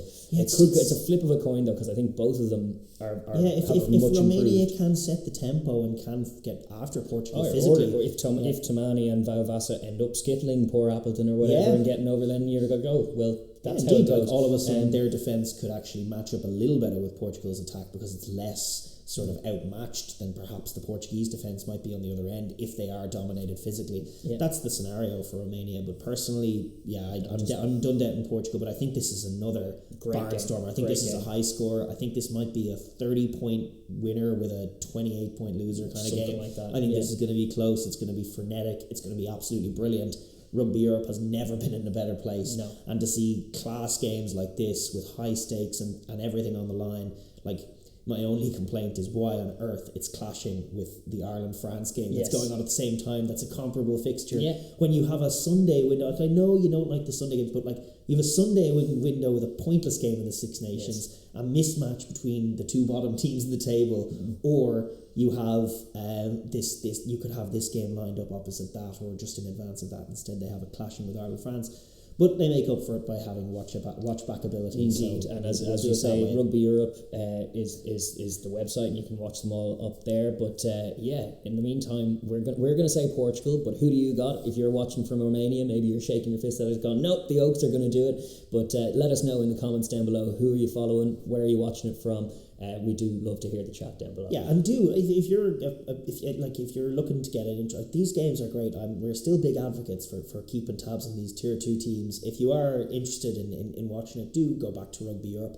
It's an intuitive enough little thing. You click onto the website, then you click Rugby Europe TV straight away, and it should take you, if you're watching it, if you've watched Ireland France and it's the Saturday evening and you're home alone because nobody wants to be with you. Yeah.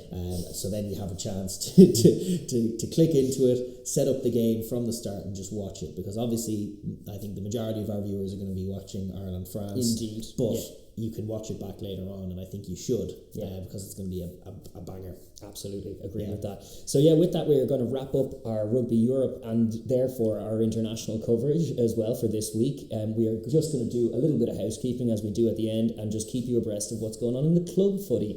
And to start in Europe, we start in the top of tours. We had round 17 of 26 last weekend, and a few interesting results. Perpignan pumping Toulouse 36-13 is one that stands out. Yeah. Toulouse have had a tough old season this year. It hasn't gone all their own way. Obviously, listen, they're missing their entire team who are involved in the France setup. But even still, that is a big result for Perpignan. Lyon beat Stade 26-22 in a tight one out in Lyon. Montpellier 29-12 over Pau, which is about stock standard home win for Montpellier, and they roll on. The story of the weekend though has to be the Biarritz La Rochelle game that was won simultaneously by both teams. It's worth watching. I don't know where you can find that play, but it is hilarious. I think it's on Twitter. It might be on Twitter, because I've never seen the like of it. The very death, La Rochelle have the lead, but Biarritz have a 5-metre line out that they're hammering, and after a sequence of clock in the red, well in the red, like 82 minutes or something on the clock, and they go to 2, I think, at the maul, at the line out even, and set up a maul, but as they throw the ball in, some ridiculous guy from the crowd kicks a ball in at the same time that goes in at the same time. He times a kick to be kicked in play just as the hooker's throwing it, and 2 balls come flying in, and nobody initially notices. They claim the line out, there's there's a ball, and then there's a ball at the base of the maul being kicked around as well, and then all of a sudden Carbarlo goes, ball, and then he picks it up and runs back to kick the ball out to win the game, while simultaneously the hooker from Biarritz breaks off and charges over the line, and there's a great shot of Carbarlo running back up to his own in goal and booting the ball out with joy, while directly behind him the Biarritz guy crashes over for a try, and the two teams start jumping up and down. They both won the game simultaneously. And I think what they deemed is that then he gave it as a scrum to Biarritz, which I'm not sure. I'm fuzzy on the law. My instinct would be just void the play. If there were 2 balls on the pitch, go back to retake the line out. But no, apparently it was a scrum. But they did, in the end, Biarritz managed to get out, crash over the line from the ensuing sequence with only 1 ball on the pitch. So they managed to record a 27-24 home win over La Rochelle. The other game was an away win, 22 for Cast over Toulon, which left them bottom of the table. Toulon sitting very ugly at the bottom of the table at the minute, and it's their form games in hand is pretty poor as well. Loss, draw, win, loss. And they've 3 games in hand on Biarritz, which could be a point of encouragement, except when you consider the fact that they've just won 4 of the 14 they've played so far, so there's no guarantees of points in those 3. No, it's been a rough year. Very poor for Toulon. We're not too far from seeing Cheslin Colby in the Pro 2, folks. No, we are very far from that. Cheslin Colby will be airlifted out of there if it does go that bad. He'll be back in the Blues, or the Sharks that have welcomed him back anyway. And there are only 4 matches going ahead this weekend, rescheduled matches from round 13 actually. Toulouse v Stade Francais on Friday, kick-off 8 o'clock. Racing v Pau on Saturday, kick-off 1:15. Brive v Clermont, that's also Saturday, kick-off 2 o'clock. And then Toulon v Bordeaux, one of their games in hand, but considering it's against top of the league, and form guys says win for Bordeaux, that's going to be a tough one. As long as the French international team are going to ignore Jalibert, he's going to torture opponents. Perhaps so. We're going to move on now. Just look at the URC. There were a couple of games at the weekend. The Safa games. Interesting to see the Stormers really rallying. They beat the Bulls in recent weeks. They beat the Sharks last week. It's just great to see. I'm Yeah. delighted with that, actually, I must say, because it looked like they were falling off a cliff. Great to see them rally, at least on the 20 field. points to 10 win on Saturday over the Sharks, which is a very good win. Bulls had a scrappy-do win over the Lions. 21-13 win over the Lions, about stock standard, and Ulster absolutely pumped Connacht out in the Kingspan on Friday night, 32-12. and Larry both jilted from Balakin and Larry, who were close to being selected in green, and they just looked night and day different to what Connacht were bringing in terms of that. And like poor Fitzgerald had a torrid time at 10 as well. And it was they were bullied up front as well. They were just nowhere in the game, and Ulster were comfortably better. Won it by half time. Now just to look at Premiership rugby as well. Actually, I was just going to say there are 4 games this weekend in the the URC as well. There's Leinster v Edinburgh on Friday night. These top are of the table clash. Top of the table clash is right. Glasgow v Munster, another very top of the table clash. That's also Friday night. And then on Saturday we're back in South Africa. Lions v Stormers and Bulls v Sharks. Yes, although they did announce mercifully that there are going to be trips to South Africa this time. They were promising no COVID disruptions, and even their fans back in South Africa. So yes, it was actually that was very true. One of the things about last weekend was just watching those games back in South Africa. Fans back in some of those stadia, great to see. Obviously, with the context of the Lions tour, that much maligned Lions tour that I think was done a disservice. I think it's only for the lack of fans that a lot of those headlines, like some of those great scrum penalties that were won. Like if you have 80,000 people roaring at a successful scrum, it changes the dynamic. Understand a little more what a positive play that doesn't go 80 metres looks like what positive defending and scrummaging looks like. Absolutely. But just so good to see the fans back. It's going to be great to see the European teams travel to South Africa, and then hopefully the tournament can deliver on what it promised, because it's been a messy year so far. True enough. Then we're going to move on, just take a quick look at the Premiership. There were some interesting results again last weekend. Gloucester have been in great form. Bristol have been in great form. Saracens put 40 on Bath. Yes, they did. Wasps pipped Exeter, who obviously had most of their players playing in the Calcutta Cup match, seemingly. Sale won away in Quins, big score. Quins struggling for the lack of their players, but Leicester did beat Worcester 36-16, which leaves the table. Leicester still top. Saracens have crept their way right back into second place. Gloucester and Quins then after that, and it's a healthy looking top 4. I must say it's probably my 4 favourite English teams. It's just a healthy looking league, because Bristol and Sale in good form, but they're still in 10th and 9th. They have bad starts to the season. They are coming into form. But it just means that the table goes deep. There are a lot of good sides out there as well. This weekend we have a few clashes to look forward. Bristol are hosting London Irish on Friday. Leicester are hosting Northampton on Friday as well. And then on Saturday you have Sale v Worcester, Exeter v Gloucester, Wasps v Bath. I think Exeter Gloucester might be the pick of that one. And then on Sunday, Saracens v Quins, which on paper is a great game, but obviously Quins have been struggling for the lack of their players. Big win for Sarries. It does look like the Sarries might dominate that one.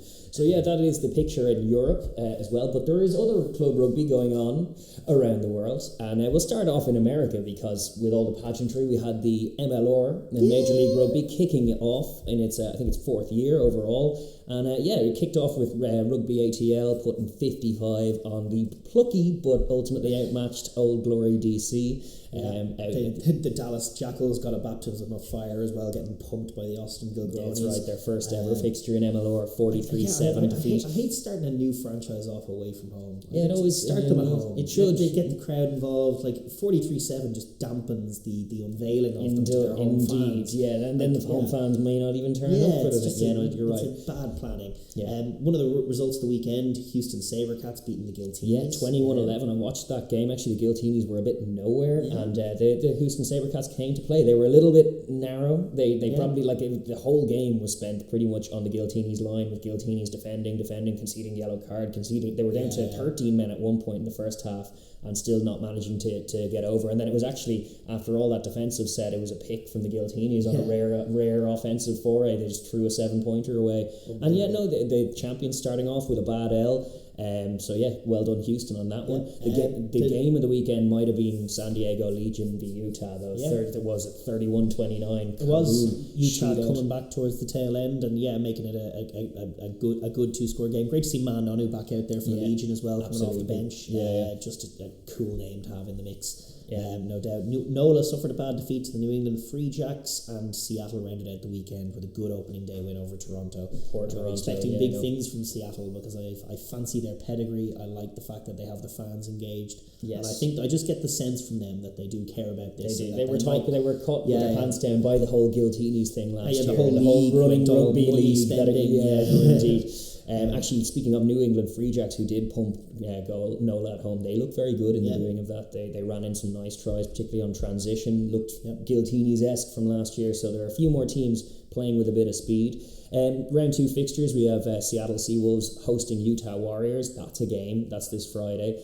Toronto Arrows at home against the Guiltinis. That should be fun as well. That's on Saturday. San Diego Legion hosting the Dallas Jackals. So the Dallas Jackals away from home 2 weeks running. That's just garbage. Why would they do that? I don't know. Houston Sabercats hosting Rugby New York.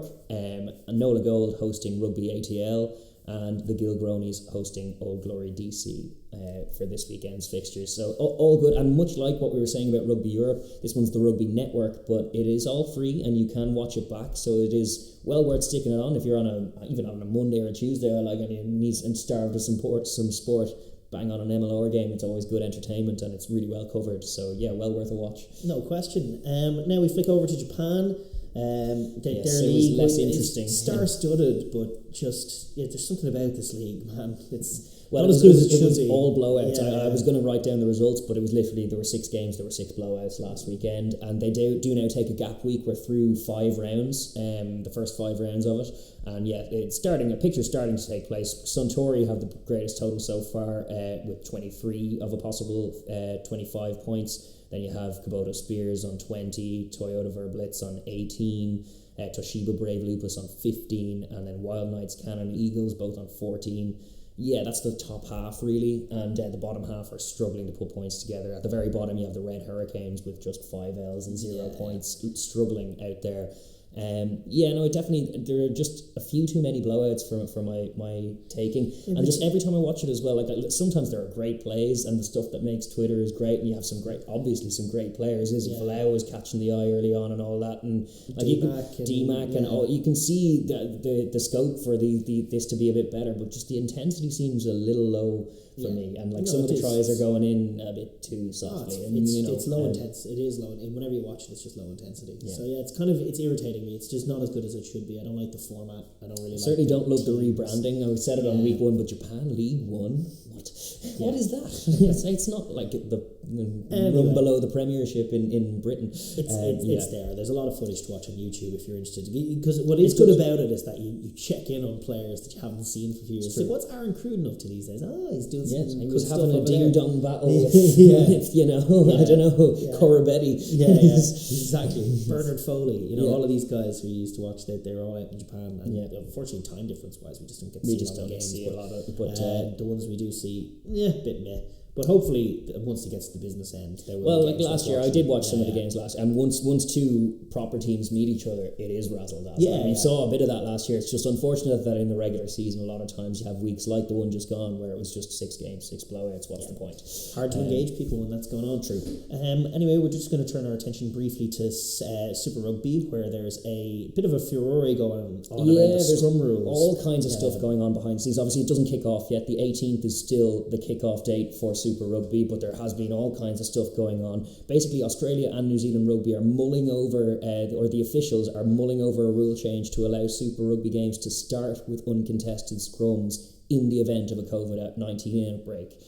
Because I think it's in the wake of Queensland Reds have suffered a cluster that has kind of felled a load of their players over the last 2 weeks. So big names have been out for them, and it's thrown some stuff into the limelight about what if our tight head ended up, or our 2 tight heads who can actually scrummage end up out, and then we have to pick some lad to play the Crusaders, and that's not safe. And that's the argument that you're hearing more from Rugby Australia, but it is currently under review. I think World Rugby are going to take a look at it, because at the moment the law is that you cannot start a game with uncontested scrums. You can go to uncontested scrums if your 2 props go down or something, but you can't start a game with uncontested scrums. And all they're proposing is a temporary suspension of that for this event. Although for this tournament. I did hear Dave Rennie actually speaking out against that. He basically said, it's not rugby if there's no scrums. Yeah, and to be fair, like he's the Aussie coach. He does not want his club footy starting off with uncontested scrums. It's true, and you're dead right. Like as much as you may protect one player, I think there's a Brumbies coach, Dan McKellar, had a quote saying, he's like, it's a tricky one, tight head props of high quality don't grow on trees. If you lose a couple to COVID, rugby's a different game to the Big Bash where you can bring in a few club players. Hopefully we manage to avoid any sort of setbacks there and the competition as a whole manages to avoid those situations. But you don't want to be exposing players that aren't ready to play at professional level. It's a pretty tough thing to go from Tuggeranong Vikings to playing the Crusaders as a front row. So you have a pool of players there. You need a bit of luck to make sure we're not taking risks. Yeah. So say the Brumbies via their head coach. I don't know. I feel like scrums in the modern era, when managed well by referees, shouldn't be as unsafe as all that. Like, you get penalties if you're under pressure. You stay connected to your hooker. You're going to get some pressure, and if you do get under pressure, you can slip your bind and give away penalties. It can be hard to compete, but that's true of anybody. Yeah, like I don't back the fullback of the Tuggeranong Vikings to handle what the Crusaders bring either. It's true.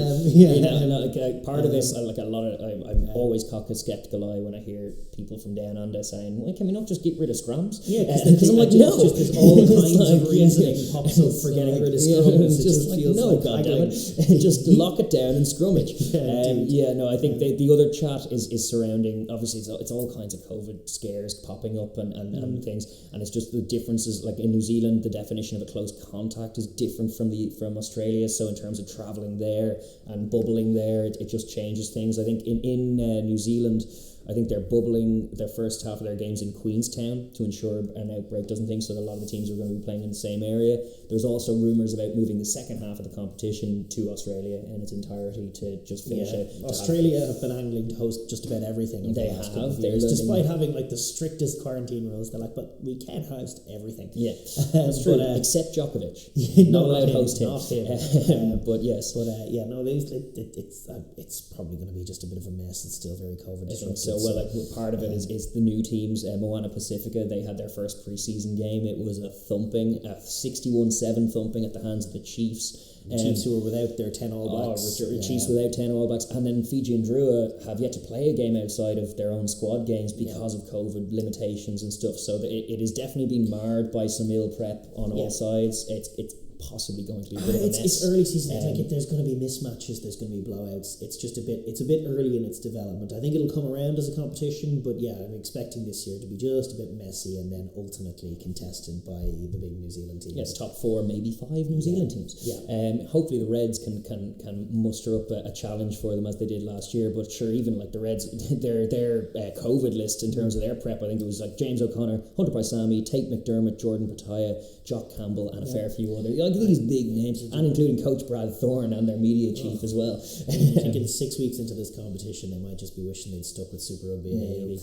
But anyway, we're going to move on from club footy to wrap up the show. We've gone on long enough, but we're going to wrap it up with the rugby news of the week, and we're going to start with some big news out of Argentina. They held a press conference yesterday earlier, but Mario Ledesma has resigned as Argentina head coach. He cited personal reasons.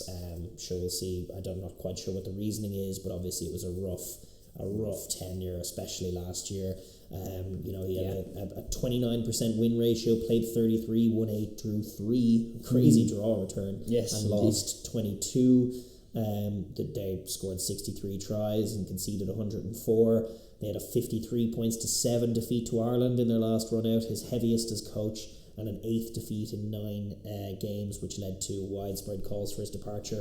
Listen, those results, in terms of legacy, they have obscured some great triumphs. It was a great moment when they beat the All Blacks. It was insane. It was very emotional. Ledesma himself was very emotional, and he speaks emotionally about it. He truly does love Argentina rugby. He bleeds blue for Argentina, so there's no doubt about that. So I do respect him. I do like him. I wouldn't hate him in a forward role or in a forward oriented role, because one of the things that it isn't all that glamorous. And in fact, it coincided with the dip in their offense. But going into that 2019 World Cup, they were an absolute mess. And he managed to, at the very least, get them scrummaging accurately, which they weren't doing. And they did bring a competent scrum, a surprisingly competent scrum, to the opening game against France and whatnot. And at their peak, even last year, one of the best defences in the world. Oh, like, they were 100%, insane defensively. The problem was that they just had nothing going on offense. No. And the discipline problem as well. Yeah. Like, you get towards the end of his tenure, guys like Kramer and Lavanini were just alternating red cards every other game. Indeed, it was ugly for a large part. And listen, they lost their offensive mojo. It's just no home games, loads of travel, no home games, and loads of quarantine. I mean, it takes a toll. I mean, I don't think they were doing the right things on the pitch. No, but like when the off-field difficulties are so severe, it can be hard to adjust. True. And I have sympathy for him in that regard. Like, he finished last year on 2020 on a high bet. Did he get to play a home game? Did he get to coach a home game after the World Cup? No, it's crazy. Yeah. That much is definitely very harsh. But there's rumours now that Leinster might be about to lose Felipe running their back line. That would be unfortunate, because he's obviously, I was doubting him a bit last year, but the back line has looked a lot better this year, which stands to his worth. It would make very good sense for Argentina to poach him, if not in a backs capacity. Certainly as a backs coach, if not given the head coach role. We'll see who they can get. Personally, I don't love the casting aside of Horcad and Quesada, the two Quesada in charge of Stade Francais, and Horcad kind of floating around the Spanish-speaking improving world, Spain, Stardust. Stardust. It's like, why did we get rid of this guy again? He's awesome.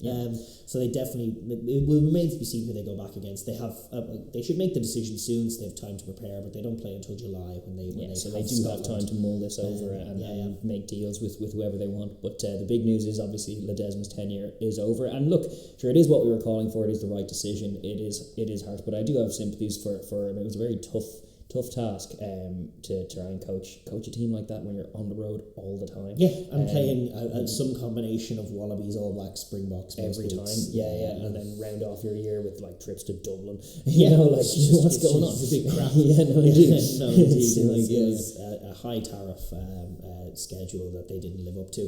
But listen, fair play Ledesma, we move on and we wait to see what new Argentina will look like. This is probably the right time to make the move if you're going to make it, because it's the exact time in the window when South Africa changed their coach and things looked so desperate for them last time out, and then they got the right appointment, and by the time the World Cup came around, they were the best team in the world. So Argentina, big question mark. Definitely have the talent, they just need someone to wrangle them.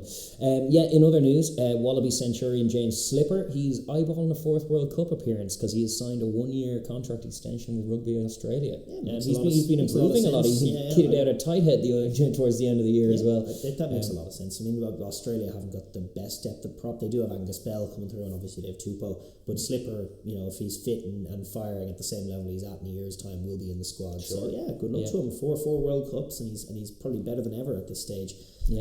So good on James Slipper. Other signing news, immediate signing by Leicester Tigers. Chris Ashton is on board. He's been floating around Premiership Rugby, not playing a lot of games for some time. At his very best, if he can just jump into the team, he's just an awesome finisher. He knows his way to the try line for sure. Other news was actually close to home. Ireland flanker Will Connors, Ireland and Leinster flanker, ruled out of action for 8 to 10 weeks. Leinster have confirmed. I think he's undergoing a slight operation. Going to move on to All Blacks legend Kevin Leolamu, who's basically reportedly set for a shock switch of sports. Well, not really a switch of sports, just stepping out of retirement. At 42. At 42 years of age, to take on professional boxing, following Sonny Bill into the ring. So he's gonna have a crack at a boxing match, taking on a former NRL star, Rairangi Kupu, in a celebrity fight for life event. So looking forward to seeing big Kevin Leolamu go at it in the boxing ring. I'd say he hits hard. I'd say he has a big right hand on him, so I would bobbing and get in there. No, he can definitely throw down for sure. He's got that big thick head on him. I'm not sure if he'll be doing any Ali dancing or shuffling around, but he'll plod forward. Little bit of news as well from Japan. Michael Leach, he's apparently planning his post-playing career now and he's going to try and be an ambassador for rugby in Asia, which includes continuing his work which he's been doing at Mongolia Rugby, where he says he wants wants to be a future coach. He's one of those guys. He's like, Japan, you've gotten good enough that I can now leave you. move on. I'm going to make he's one of those guys that my pretty much project. everything I learn about Michael Leach just makes me respect him more. And he's such a great guy, great ambassador to the sport. And if he's going to grow Mongolia rugby, like, look out, 20 years time, Mongolia in the World Cup. Who knows? Yeah, with Michael Leach at 8. Somehow. I'd love that. And listen, we're just going to finish up then with just a tribute to BBC co-commentator Brian Moore, who's been there forever. Yes, certainly as long as I've been watching Six Nations rugby, I've been hearing Moore's voice and in with the dulcet tones of Eddie Butler talking about England. And it's not always technical, but very just always colourful, always honest. He's given some great moments. And the standout ones are he's kicked. Was it in England struggling to take control of possession, and they kicked it away again. God's sake! It's partisan, sure. Amusing, yes. Honest as well, honest and accurate. Accurate too. They did kick it away again, and it was they... against Italy, as we were saying in our preview. Don't kick it away. Just go through a few phases, you'll score. Exactly. But the other one was the Alan Rowland one, where I don't care if he speaks French. It just means he can get it wrong in both languages. That was one of my favourites. But he's been a great servant, and I think it's just the fact that obviously with BBC getting less of the rights, they're splitting it with ITV, and he would be there. They have quotas for regional ones. He did do an announcement both on his social media, and then did a letter about it where he's going like, I was only going to get the Calcutta Cup game, which was the game just gone, so that's going to be my last official one. So it's like he's to his credit, he's saying he's pleased to say he's going to be working and covering the women's Six Nations, which he's been doing for years, going back as far as 1991 in the women's game. So he's proud to be involved with all of that, and good luck to him. A legend of broadcasting as well as a legend on the rugby pitch. Yeah, well, sure, his rugby credentials. He was a British and Irish Lion of two tours, won 64 caps for England between 87 and 95. A bit of an aggro on the pitch, but he was honest there too and hardy as hell. But much respect to Brian Moore, and we bid thee well. Great career in commentary. And listen, with all of that said, I think we're going to wrap up the show. It's been great talking to you again. It's been great digging into all this rugby. If you've any thoughts on the show, any opinions that you'd like to share, please let us go. No, don't hesitate down in the comments. We'll do our best to get back. We're not always great on that, but we definitely always read everyone, and they're always interesting. So be sure to leave your thoughts down below.